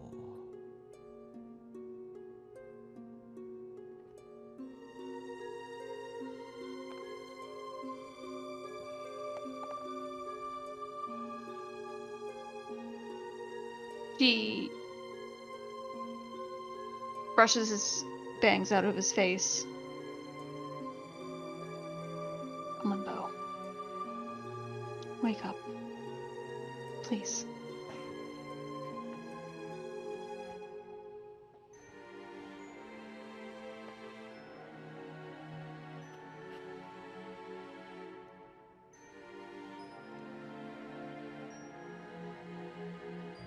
It's cold and it's unnerving, but she's not letting go.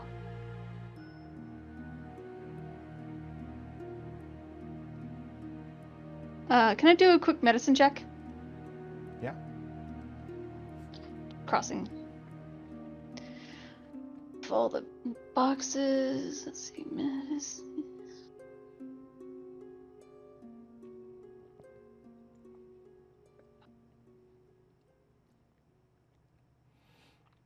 Everything you know about medicine tells you that Boreas is going to die.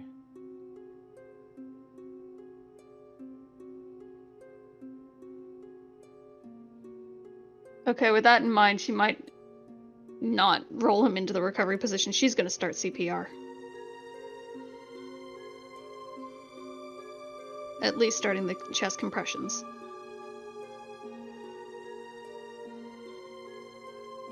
Okay.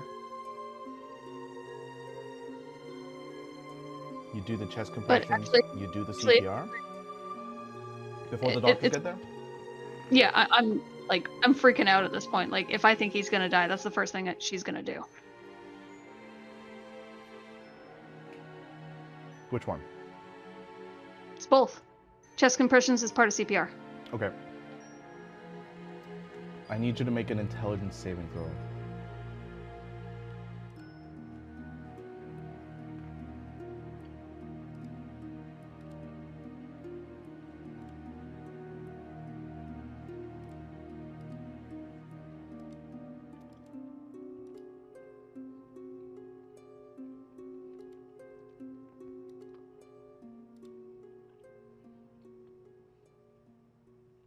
Oh my god. That's worse than I thought. Oh god.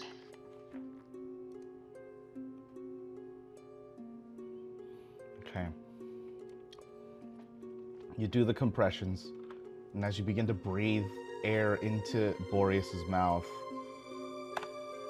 you take 25 points of psychic damage and you become incapacitated. You're now taking a long rest. Lol. Oh my Sorry. God. Okay. Is this?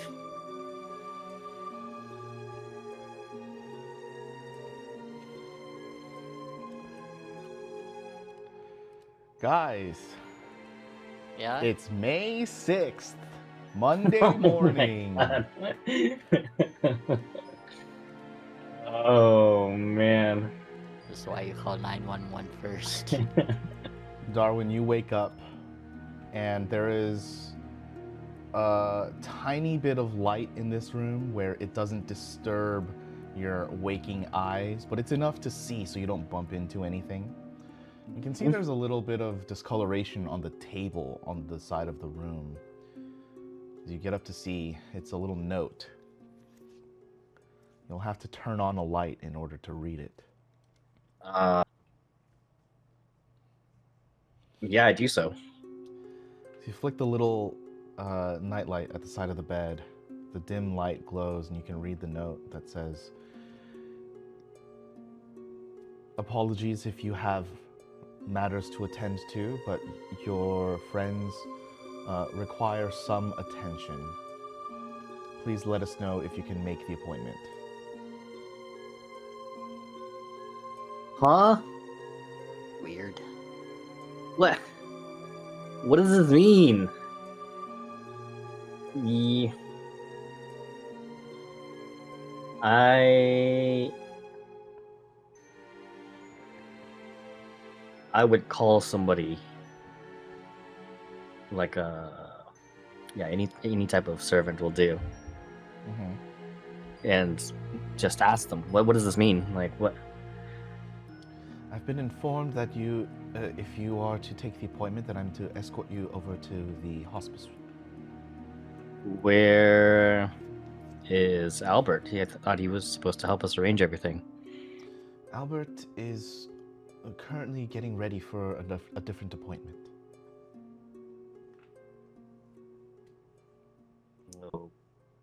Okay. I'm gonna hold you here, Darwin.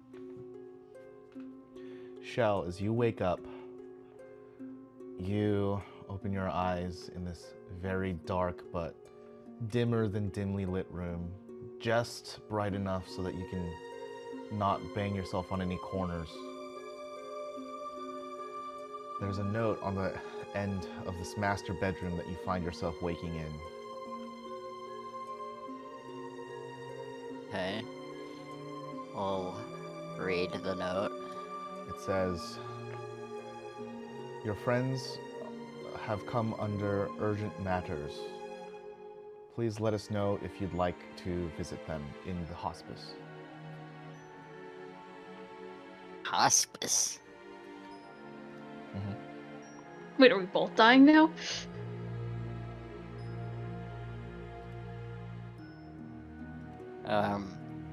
Yeah. He'll also call for somebody. Be like, yeah, can you take me there? What's going on? What do you mean? What does this mean? We found Zeneca and Boreas unconscious in the gazing room, so we took them under care to the doctors. Oh. They, like... What's up with that? Like, what they... Do they have too much to drink, or...? The doctors were not able to diagnose the reason why. They are still looking over some test results. Okay. We understand you have Yeah, another appointment this morning, so we wanted to make sure that they didn't collide.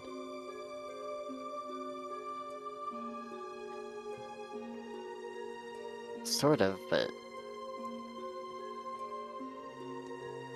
I guess see if, like...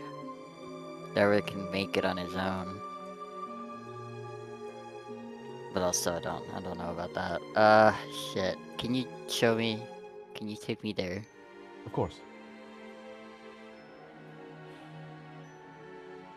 Darwin, do you go to the appointment with Bob Anthony or the appointment to hospice? I don't think I've been offered to go to hospice. So... It's the note that's saying if you want to go. Oh, I see. I would go to... Does the note, like, say the severity of the issue? No, you're not told any information. I see. So it's just like, oh, they might have suffered some type of injury, but it's not life-threatening. Yeah. It could be that. I mean, It could be that. Oh... Go to her, Darwin. Always Run to making her. me choose between friendship and my love. You chose friendship last time, and then you flipped Yeah, the and fucking car. Like, I almost died. We all almost died. Maybe it's love this time. I will go to Bob Anthony. Am I the only person going in this appointment, though? Yes. From the Send the you a party. text yes. at least. Okay, but like there will be people who are informed of the situation that will like also accompany me. Yeah. Okay.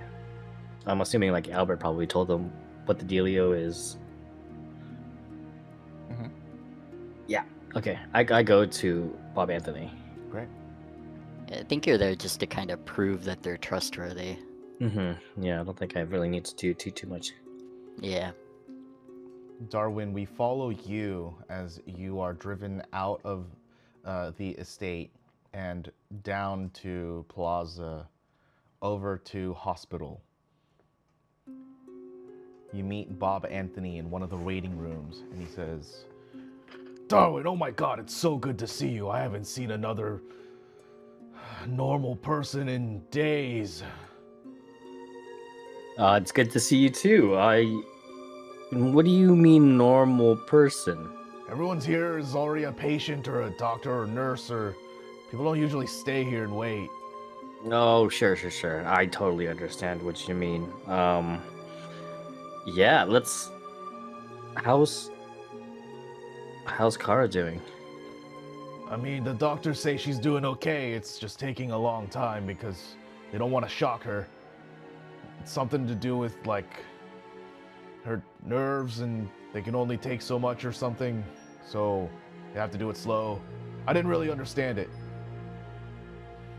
Is she in the like undergoing surgery right now?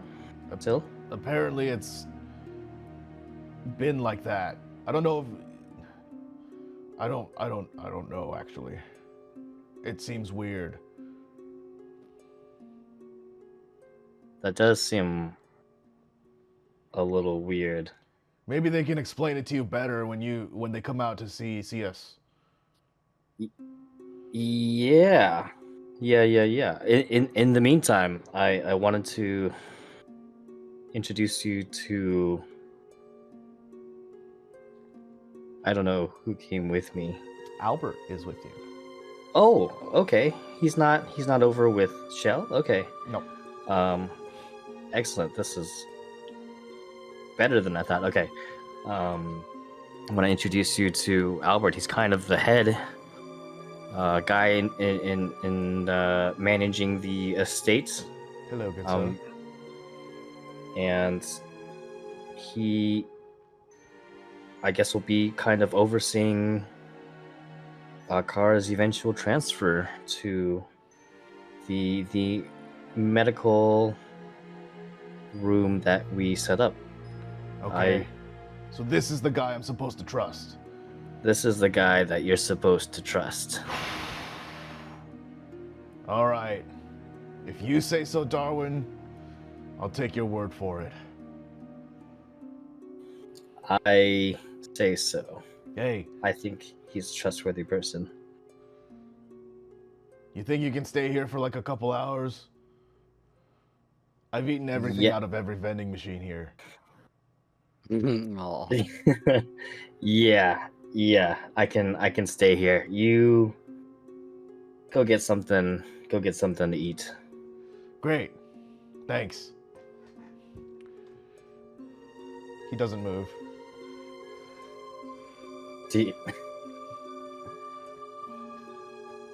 Did you want me to go get you something to eat? Could you do that? I'm too worried. I can't go anywhere.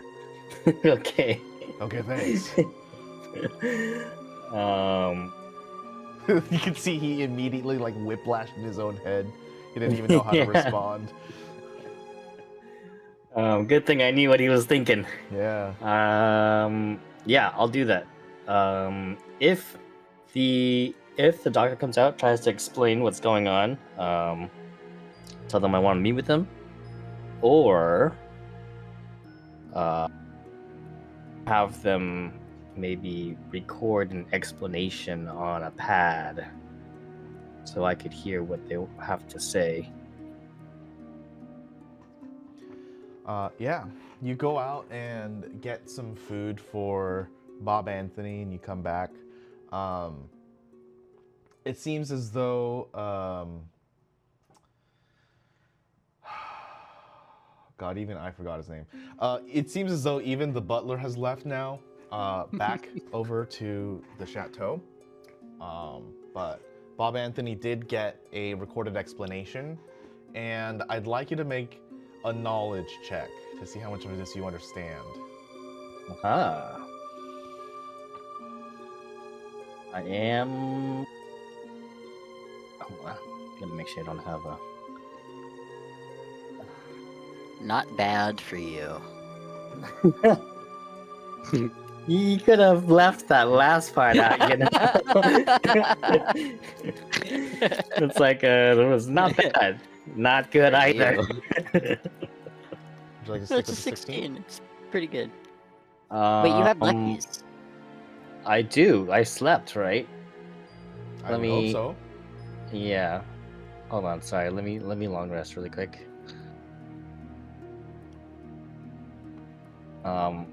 I would like you that, yeah. Okay.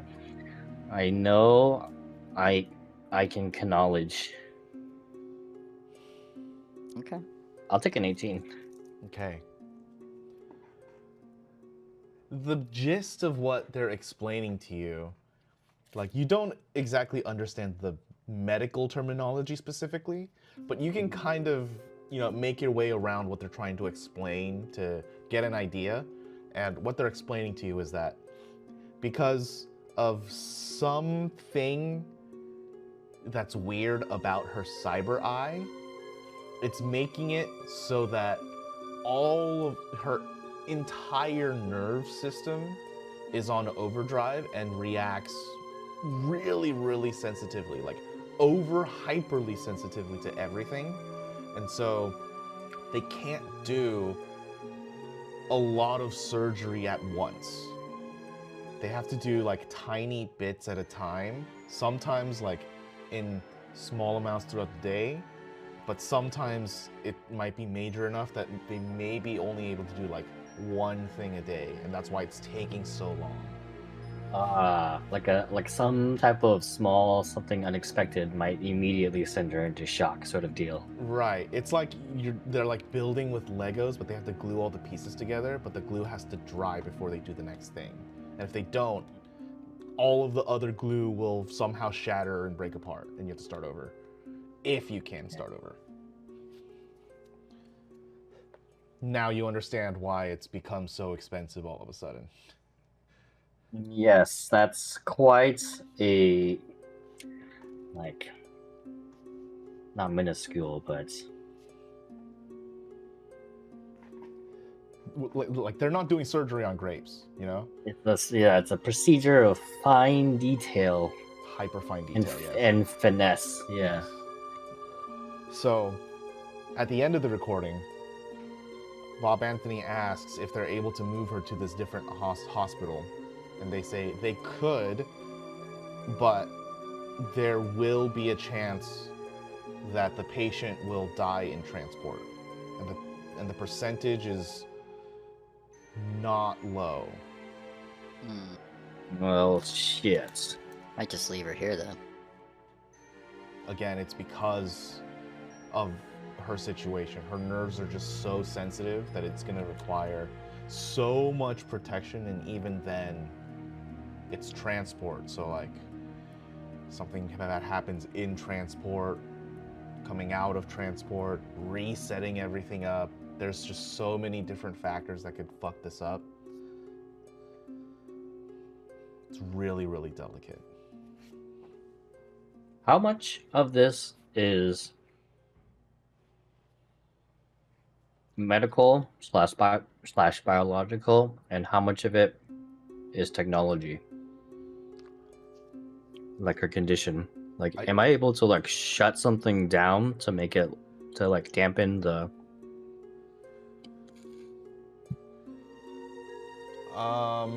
I'd say that far you don't know.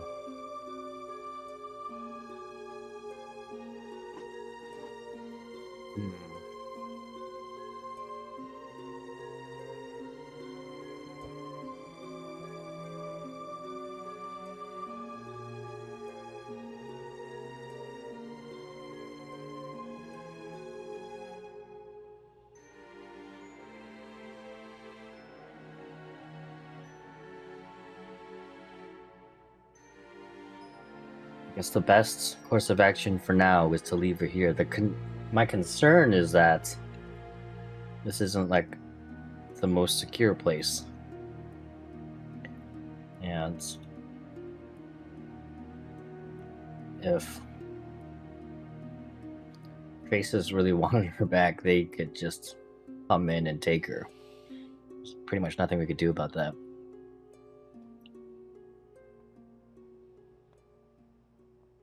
But it doesn't seem like we have much of a choice, for now at least.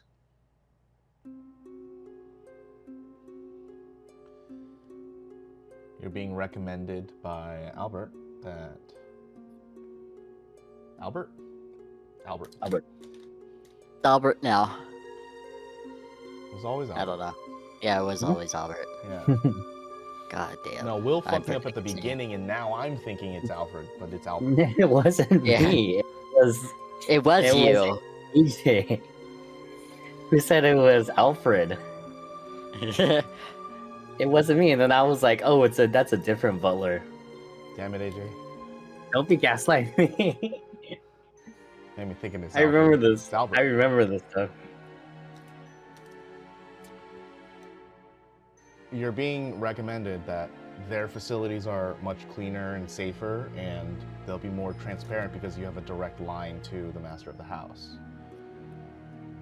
On the other hand, the transport is extremely dangerous. And even they say that if what they're saying is true, then they agree that the transport is very, very dangerous. Can you give me like a percentage here? Or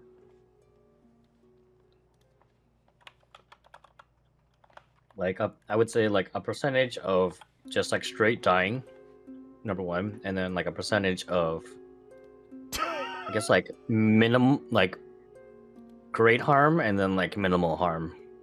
Okay. And then no harm. I don't know. You know, like just kind of like a tiered sort of thing. Unless it's just she does or she doesn't. Well, I wish I didn't roll this in secret because to show you I'm not lying. There's a if she's transported right now at this very stage, there's a 95% chance of death. Well, we're not gonna transport her. Nope.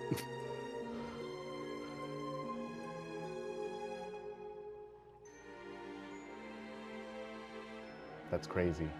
I thought it would be somewhere in the 50s or something. You know, something average. It was just like, no. Nope. The dice don't want that. All right. Anyways. Yeah. As the procedure moves forward, does that percentage decrease? It should. Because she like becomes more stable as the procedure progresses, right? It should. If it goes well. I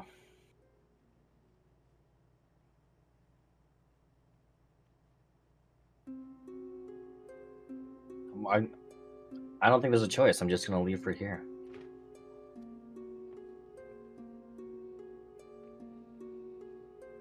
You have to consider, like,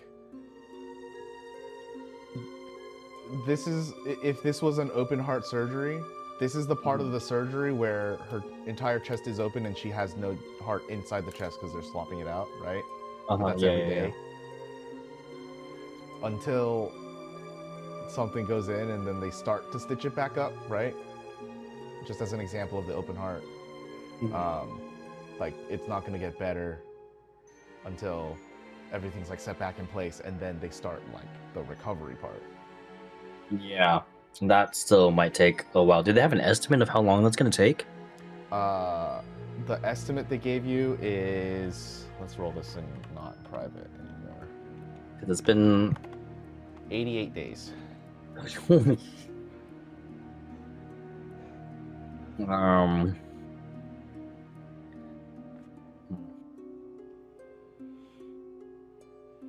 a long time for surgery. Holy shit. Let me die.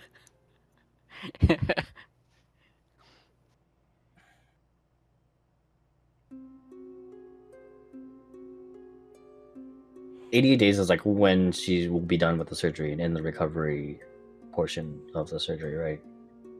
88 days is like when surgery is complete. Oh, so not even in recovery portion. It's just when they're done. That's when they're done. Oh, jeez. Okay. So like that's when she can go home.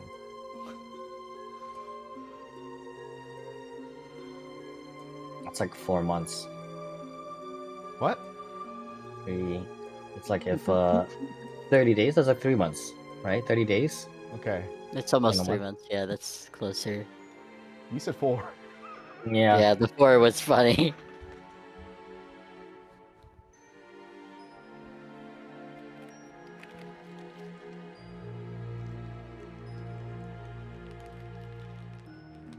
Okay. You decide to leave her here. I'm gonna leave her here. Yeah, I don't think there's a choice. It's just unfortunate the dice decided to do that to you. Yeah, we'll check in maybe later on and hope maybe it might be better, but probably it won't be. But yeah, because at this point, there's no, I'm not gonna move her. Yeah. No, 95, it's like the doctors will never recommend this and they will try to get you not to do this. Yeah, I'm sure like everybody, including myself, will be like, let's not move her. Yeah. Shit, I gotta think about this then. Would you like to go back to the chateau or do you want to stay here with Bob Anthony?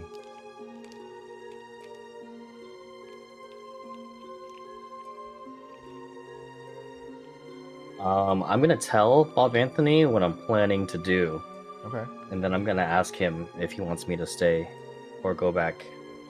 But I'm gonna let him know that we're gonna go. I guess we're gonna go confront Traces, right? You're telling me you're gonna go fight an entire megacorp by yourself? I'm gonna not by myself. I'm lucky to be in the company of other adventurers that I call my friends. And that's it. This is the company that's maybe will come after your daughter one day. And hopefully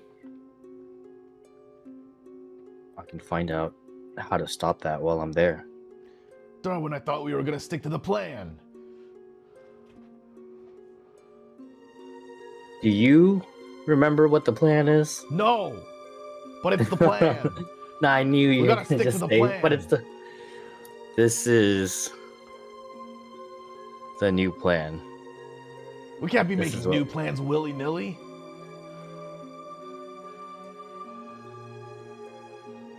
Darwin, make an insight.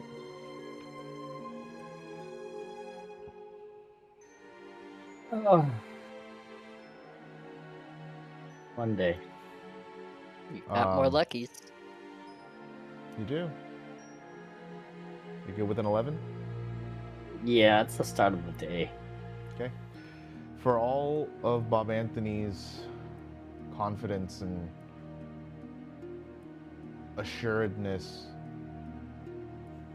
this is the first time you've seen him fake it. He's no longer sure of himself. He doesn't know what to do.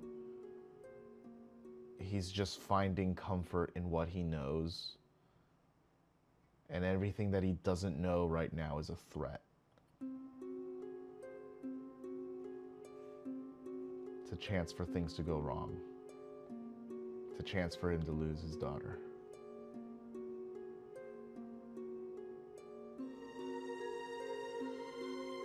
Listen, if I don't find out what's going on, if I don't find out why they want her, if I don't get them to stop, they'll never stop coming after her. She'll always be in danger. I get it, but it's a whole fucking megacorp. How are you gonna do it? It's just too much. I mean, how does anything ever happen? We just have to try.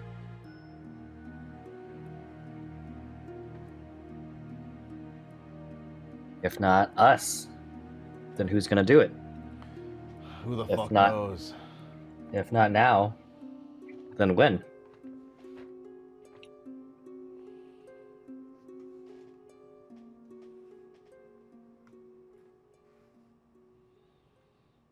All right.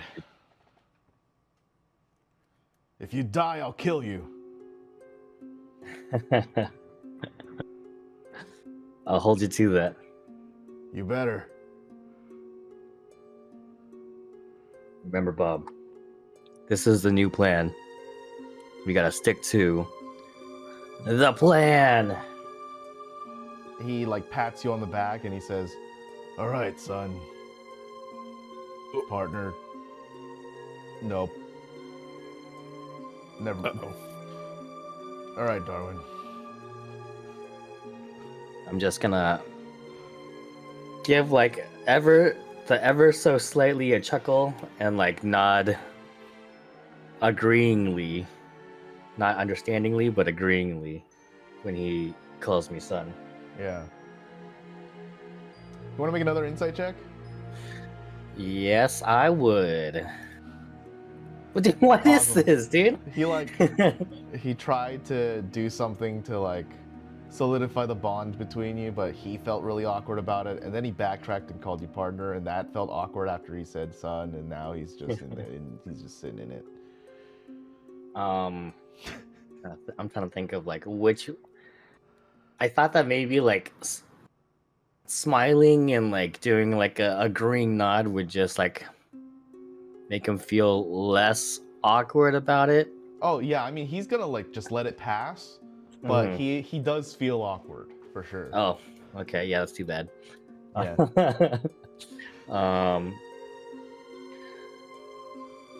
I'm going to head back to the chateau then. Right. But before I leave, I'm gonna be like right on the precipice of the door, and I'm gonna like turn around and make eye contact, and I'm gonna just like say to Bob Anthony, "Remember the plan," and just turn around and leave. I'm sure he would enjoy that. Yeah. He definitely gives a slight smirk that you can see as you exit the door. And we'll roll back the clock as you get in the car and make your way back up to the sky layer. Shell, you are on the driveway from the split path that Darwin took on the other side, going to the hospital on the estate grounds. As you are taken into the room, who are you visiting first? Let me roll. D2. Boreas. You enter Boreas's room and he is unconscious. It looks like his skin is pale, almost like he has no blood in him.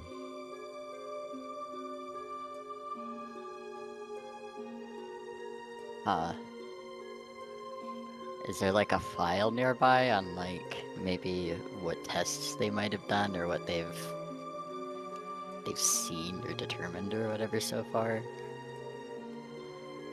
Yeah, his patient file is at the end of the bed. You look at it and it says undetermined, arrhythmic heart. There is a heartbeat. There is blood flowing. Weakened magical state, weakened mental state, unable to come out of consciousness, lengthened sleep or coma, question mark.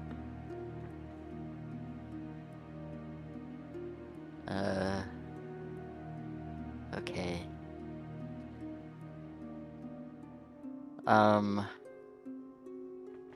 Shit, let me look at my spells. Maybe I've got something fun. Mine's sliver. No, I'm just kidding. Oh. Can I cast Detect Thoughts? This is probably very dumb. Luck. Yeah. Let's look up that spell.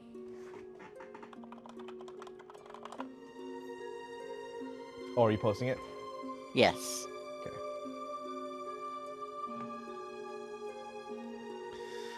Okay. Since the presence of thoughts, blah, blah, blah, blah.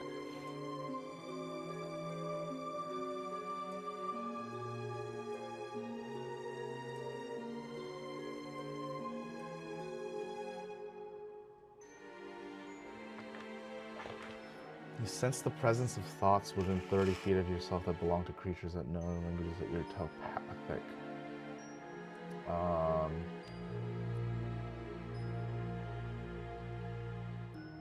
Target one creature you can see within 30 feet of yourself, or one creature within 30 feet of yourself that you detected the sense thoughts option. You learn what is most on the target's mind right now. The target doesn't know any languages and isn't telepathic. You learn nothing. Shell,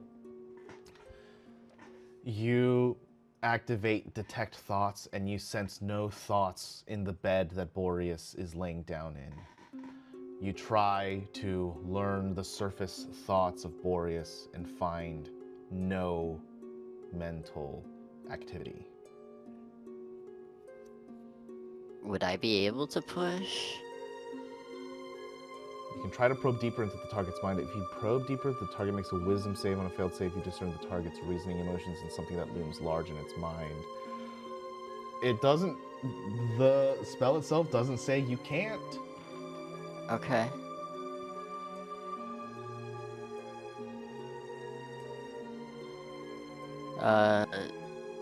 So I guess Boreas needs to make a save if he wants. Boreas automatically fails. However, Oh shit, okay.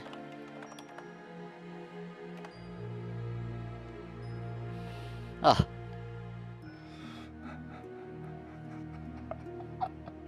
Is this bad for you and good for me, or is this bad for me and good for you? Because I'm No. scared. Shell, I need you to make an intelligence saving throw. Oh no, I'm dumb. no. You can't do this to me. One of us. A nat 20, motherfucker. Shell, Yeah. there's something in Boreas's mind. Something that's not Boreas. And it tries to grip you. You can try and continue to probe into Boreas's mind. You know you'll succeed at it. On a nat 20, you can break the spell now, breaking concentration, letting it go, and escaping this thing's grasp entirely scot-free. That's your choice. Okay. But I'm already in there, and I know something's in there, and now I'm pissed 'cause someone's in there. No one's allowed in there. Get out. I'm gonna keep probing. You're gonna keep probing. Okay. You dive into Boreas's mind, knowing that there's something in here. The thoughts that contact you are not Boreas's. In fact, you know they're not Boreas's. In the mind space, you don't hear the voice. But you can sense them in your own mind, just like you would be hearing them. And listening to them spoken in your resonating mental capacity has you think that this is someone that you know. The voice echoes in the emptiness of this cavernous mind space, and it says, "Hello, funny seeing you here." What the fuck? Is that Luna? Are you asking in character or are you asking me? I'm asking you, Oh, just to make sure I got the cadence right. play the game. Okay, fine. Yeah. What are you doing in here? I could ask you the same thing. Well, Boreas is unconscious and his body's doing some weird shit. Oh. I'm sorry to hear that. Yeah, what are you doing in here? I don't know. Are you... I'm here. I'm worried you being here might be why he's feeling not so good. Is there a way you could, like... You know... retreat for a minute so we can test this theory? No. No, as in you don't know how? You know, if you ask questions in negatives, answering with a yes or no is still confusing. Yes. Okay, what is going on with you? Not I'm to here. be offensive, but... No, I mean, like, we've been trying to reach you about your car's extended warranty. We've been trying to reach you for a while, we just... Every attempt has failed, and now you're here in Boreas's head? Oh, is that where I am?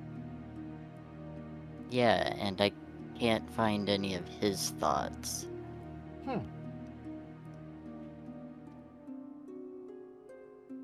Who could have known? Motive?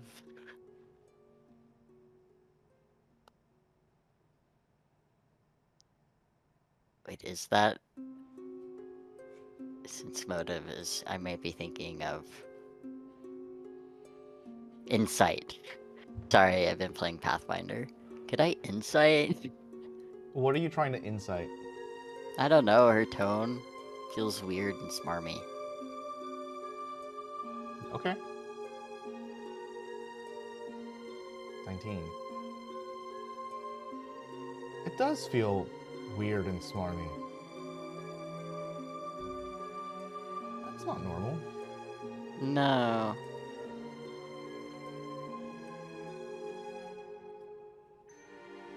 I don't know if you're really who I think you are.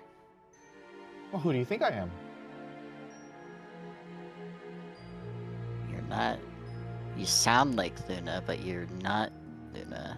Luna. Right, that's my name. Is it? It's the You're one you acting gave me. very...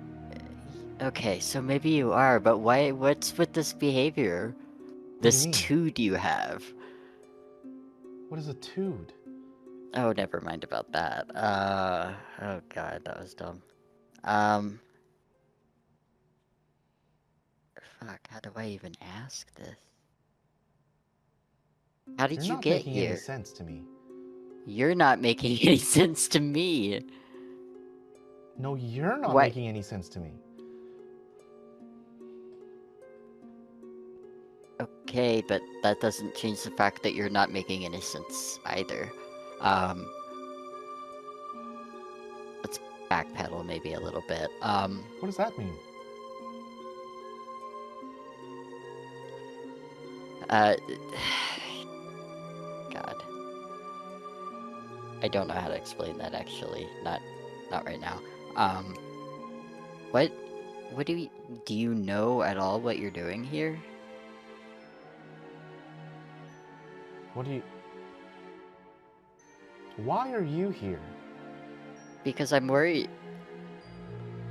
Because I don't like that people have fallen unconscious. Boreas is unconscious? I just told you that. Are you okay? Are you? Well, actually, I don't know. I'm translucent in real life. So, don't know what that's about. We'll see. Are you about? Are you about? Are you okay? Like, what's going on with you? Are you, like, forgetting things? I don't know what you're talking about.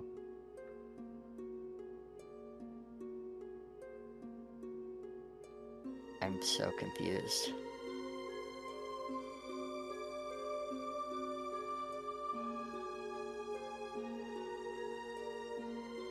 Can you wake him up? Why would I want to do that? Because I'm concerned the state he's in currently is gonna kill him. And why would it do that?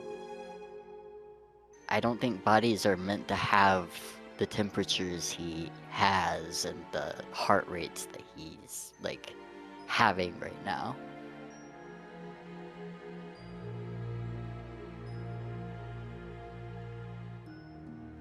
I don't know what I can do from here. Are you just stuck? I don't think I've ever thought about that. I'm just here.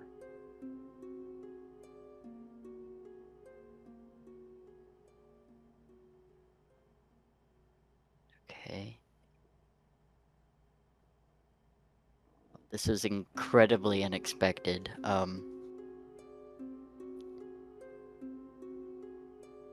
I don't know what to do.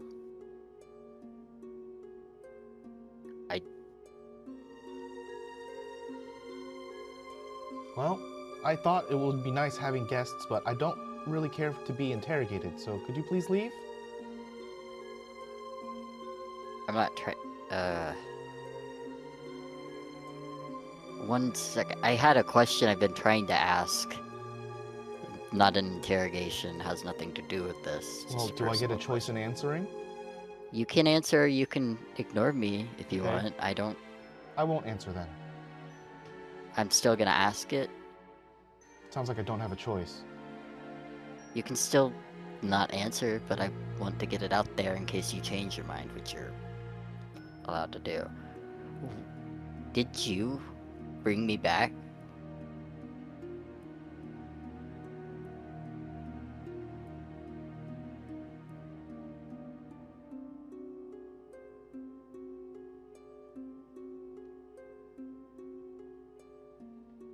Okay, fine, whatever. It wanted to thank you if it was you, but I guess not. Pushing for something that I didn't want. That's very rude.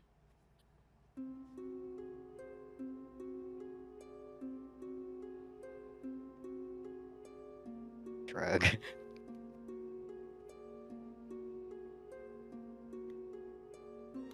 He leaves.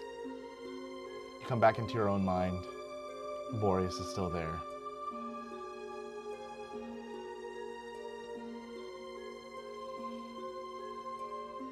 Sorry. I thought I could figure out what's going on, but I don't know if I got any closer. It's stupid anyway, I'm not a doctor.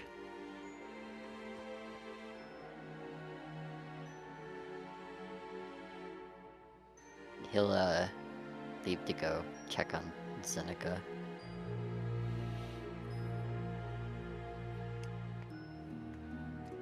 You enter Zeneca's room, and you see her unconscious in the bed. Stable heartbeat. Good skin color.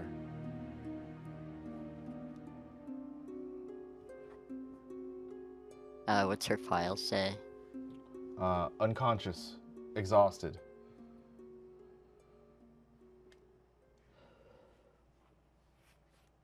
Okay, well that's good. I'm not so concerned about her then.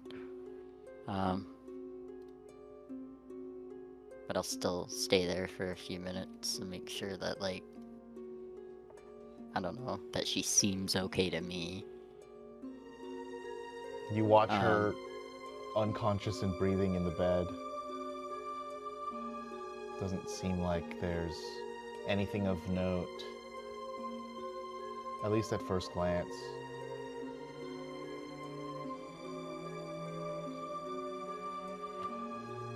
What does that mean?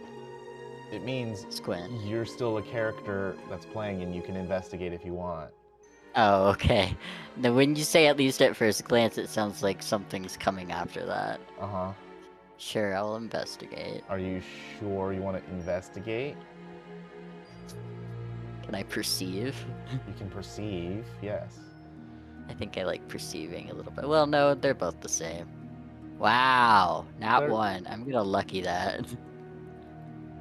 Glad you chose Well. perception because they're conceptually not the same. Yeah. Okay. You perceive.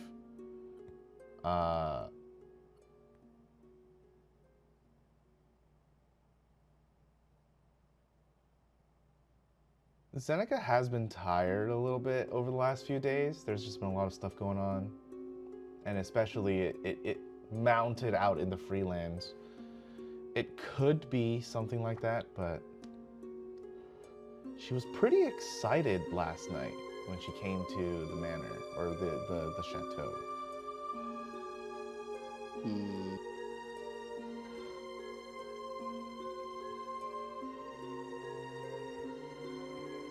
Well, good thing I've got another. Where is it?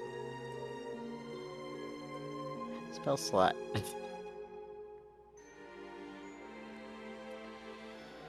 Okay, so you're casting Detect Thoughts again.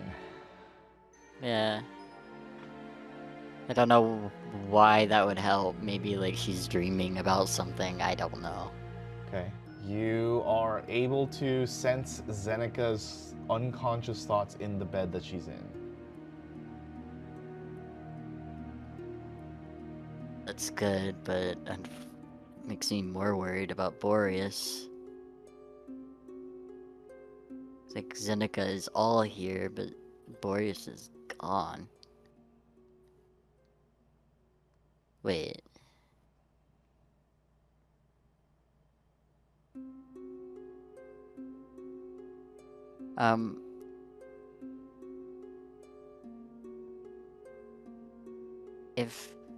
If Luna's like in his brain, basically in his mind, and I don't sense his thoughts, could it be possible that maybe they like did a little switcheroo?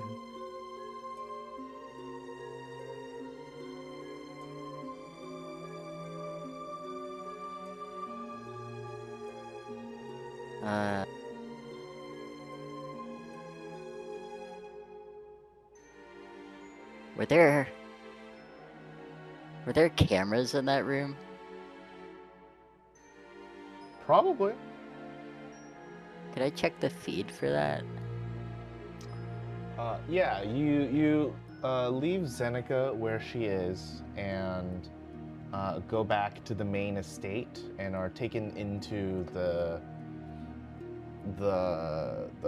camera room, the feed room, and are re-watch the feed from last night, recording, and it looks like Boreas just like gets up from his seat and then takes the cup of water and just looks at it for a long time and then drinks it and then passes out immediately. A little bit afterwards, you see Zeneca come in, hurriedly look Boreas over, very worried, starts doing CPR, and then she passes out immediately as well. Okay. I think I'm gonna text Darwin.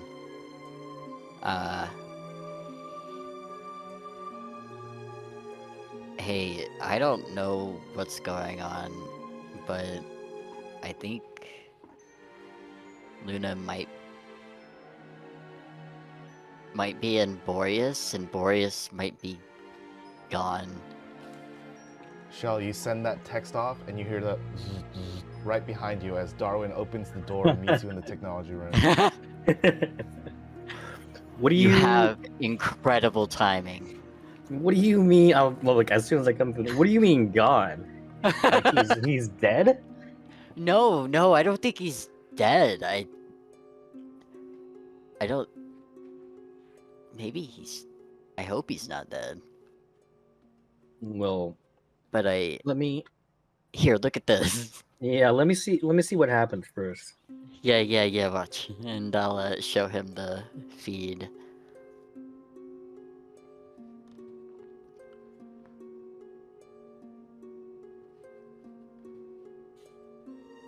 You're waiting for me? You watch the feed. No, I'm trying to think. I'm trying to think of like if like perception or investigation would help me out here. Like, would I be able to deduce that there was something, or see that there was something really off besides like the obvious that he drank from the cup and like fell over? Shrug. Just tell me what you're looking for. I'm looking for some type of. It looks like water, but I don't think it's water. I actually think it's maybe poisoned. Because, like, my initial thought is he drank whatever was in that cup. It's gotta be. It looked like water, but I don't know if it's like a color feed or it's like a black and white feed. And as soon as Zeneca tried to give him CPR, like they touched lips, right? And he drank from that cup, and she fell over. So my immediate thought is like it's poisoned. There's something that water has to be something. It can't just be water unless he forgot how to swallow water. Well, it sounds like And then he. you don't need to roll to have a theory. It sounds like you have one. Okay. We should go to that room Yeah, that's what I was thinking. and check Just out investigating. whatever that fuck ass cup is. Something is very Also, suspicious. there's something else. Like, Linda's acting different than she did before in a very drastic way. What do you? And it's hard to explain. Stubborn.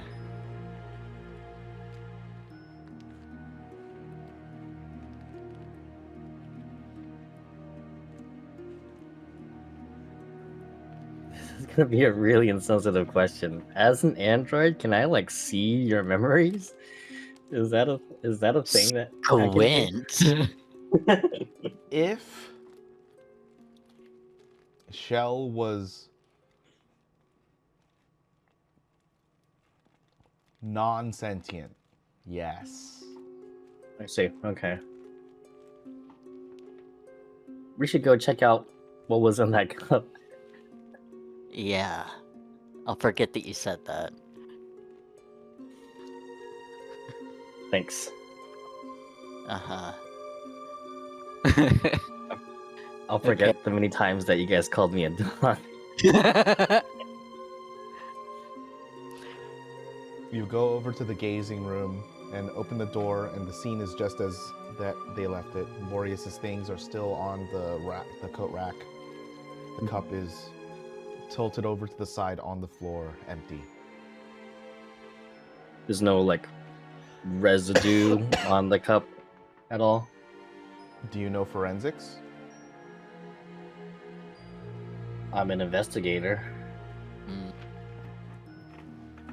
Does that work? It's not the same thing. Oh. That's like asking, are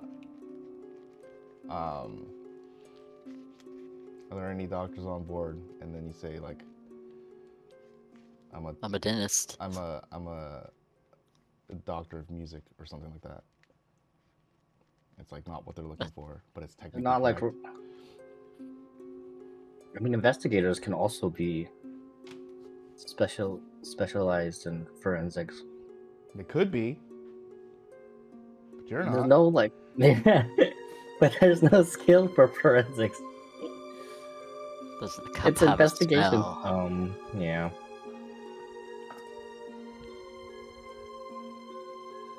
I would just give it a general look over to see, I guess, if there's any sort of residue, or can I like maybe smell it to see if I can like smell some type of poison as well? You're looking and smelling. Are you picking the cup up? Yeah, I'll pick it up. Okay, so then you're investigating, not perceiving. Yes. Make an investigation check. You look over the cup. It looks completely dry. There isn't even lip marks on the cup.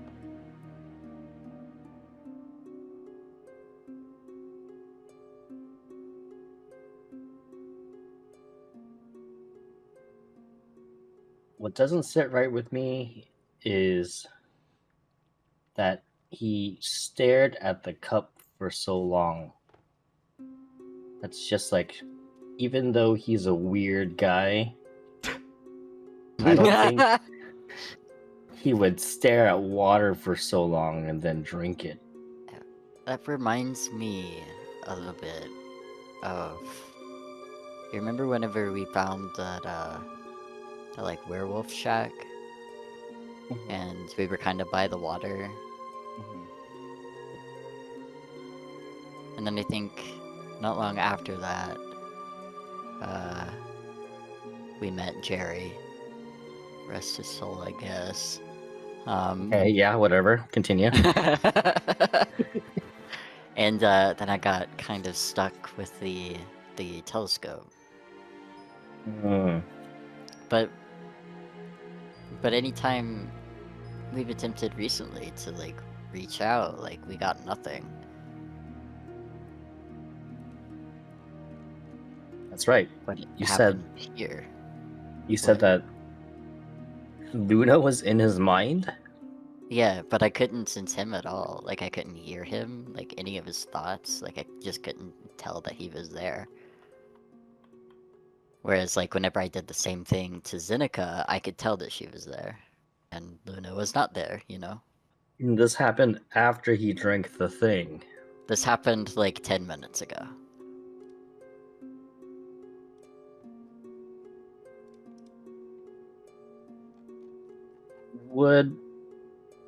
Would I remember that, like, every time we go see Luna, it's some sort of...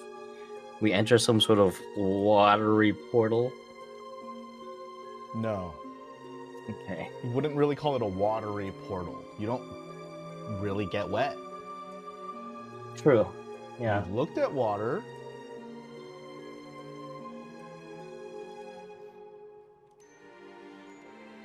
What if... Would you be able to say, with some inkling of confidence, that Luna has taken over Boreas' body? I don't know. It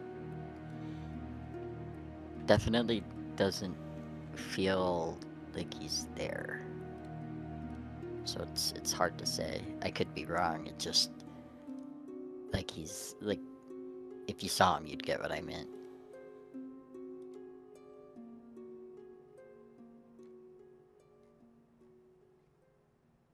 What if we make him throw up? What? I think it's been too long for that. This happened last night. Oh. And she wouldn't agree to leave him alone? No, I don't think I really got an answer on whether she could leave or whether she just didn't want to. It was hard to say.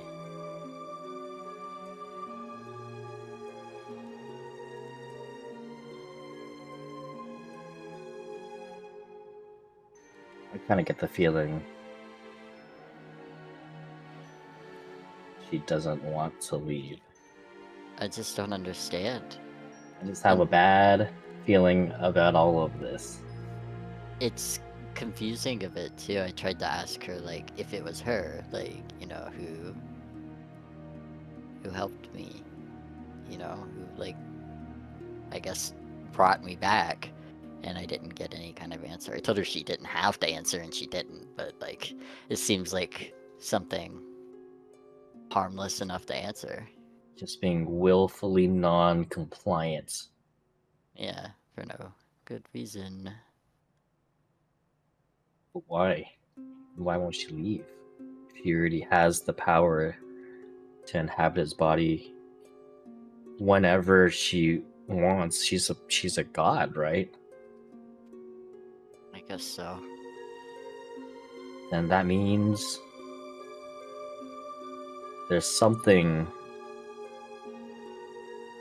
that's keeping her there.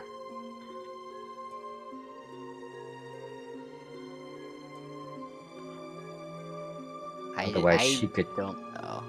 leave, come and leave at will, you know? Who's That's to the say vi- she can't?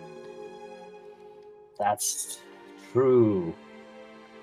That's That's what I mean, true. like, I just didn't know. Like, I couldn't tell what was up. Like, she wasn't being, like, I don't know, like an asshole. It's like a half-ass full. Is there any way that you can get me in contact with her? I mean, not beyond the way that we know. I just used magic. And that took some effort, and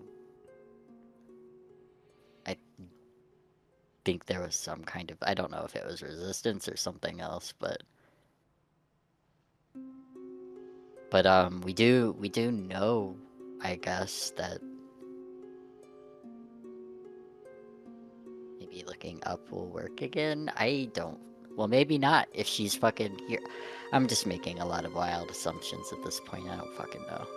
Yeah, that's okay because I don't fucking know either. This is a mystery. I just strongly get the feeling that she's not letting on to something. There's more to this that she's not telling us. She has, from what you've described to me, it just sounds like she has some sort of secret motive. She's here for a reason. She just didn't want to tell you. Yeah, I don't understand.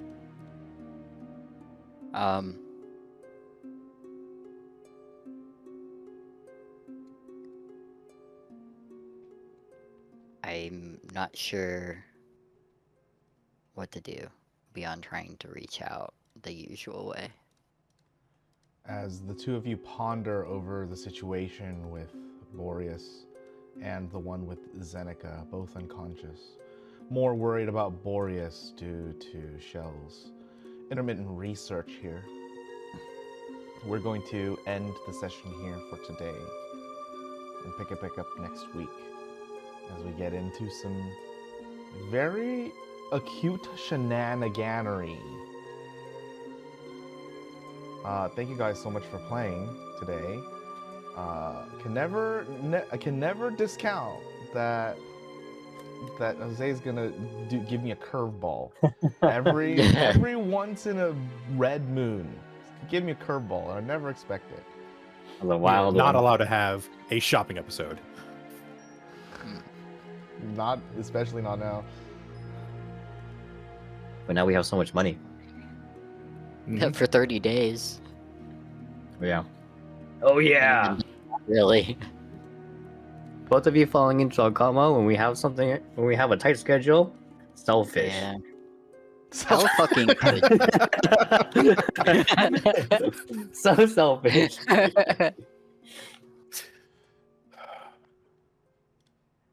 I'm just kidding.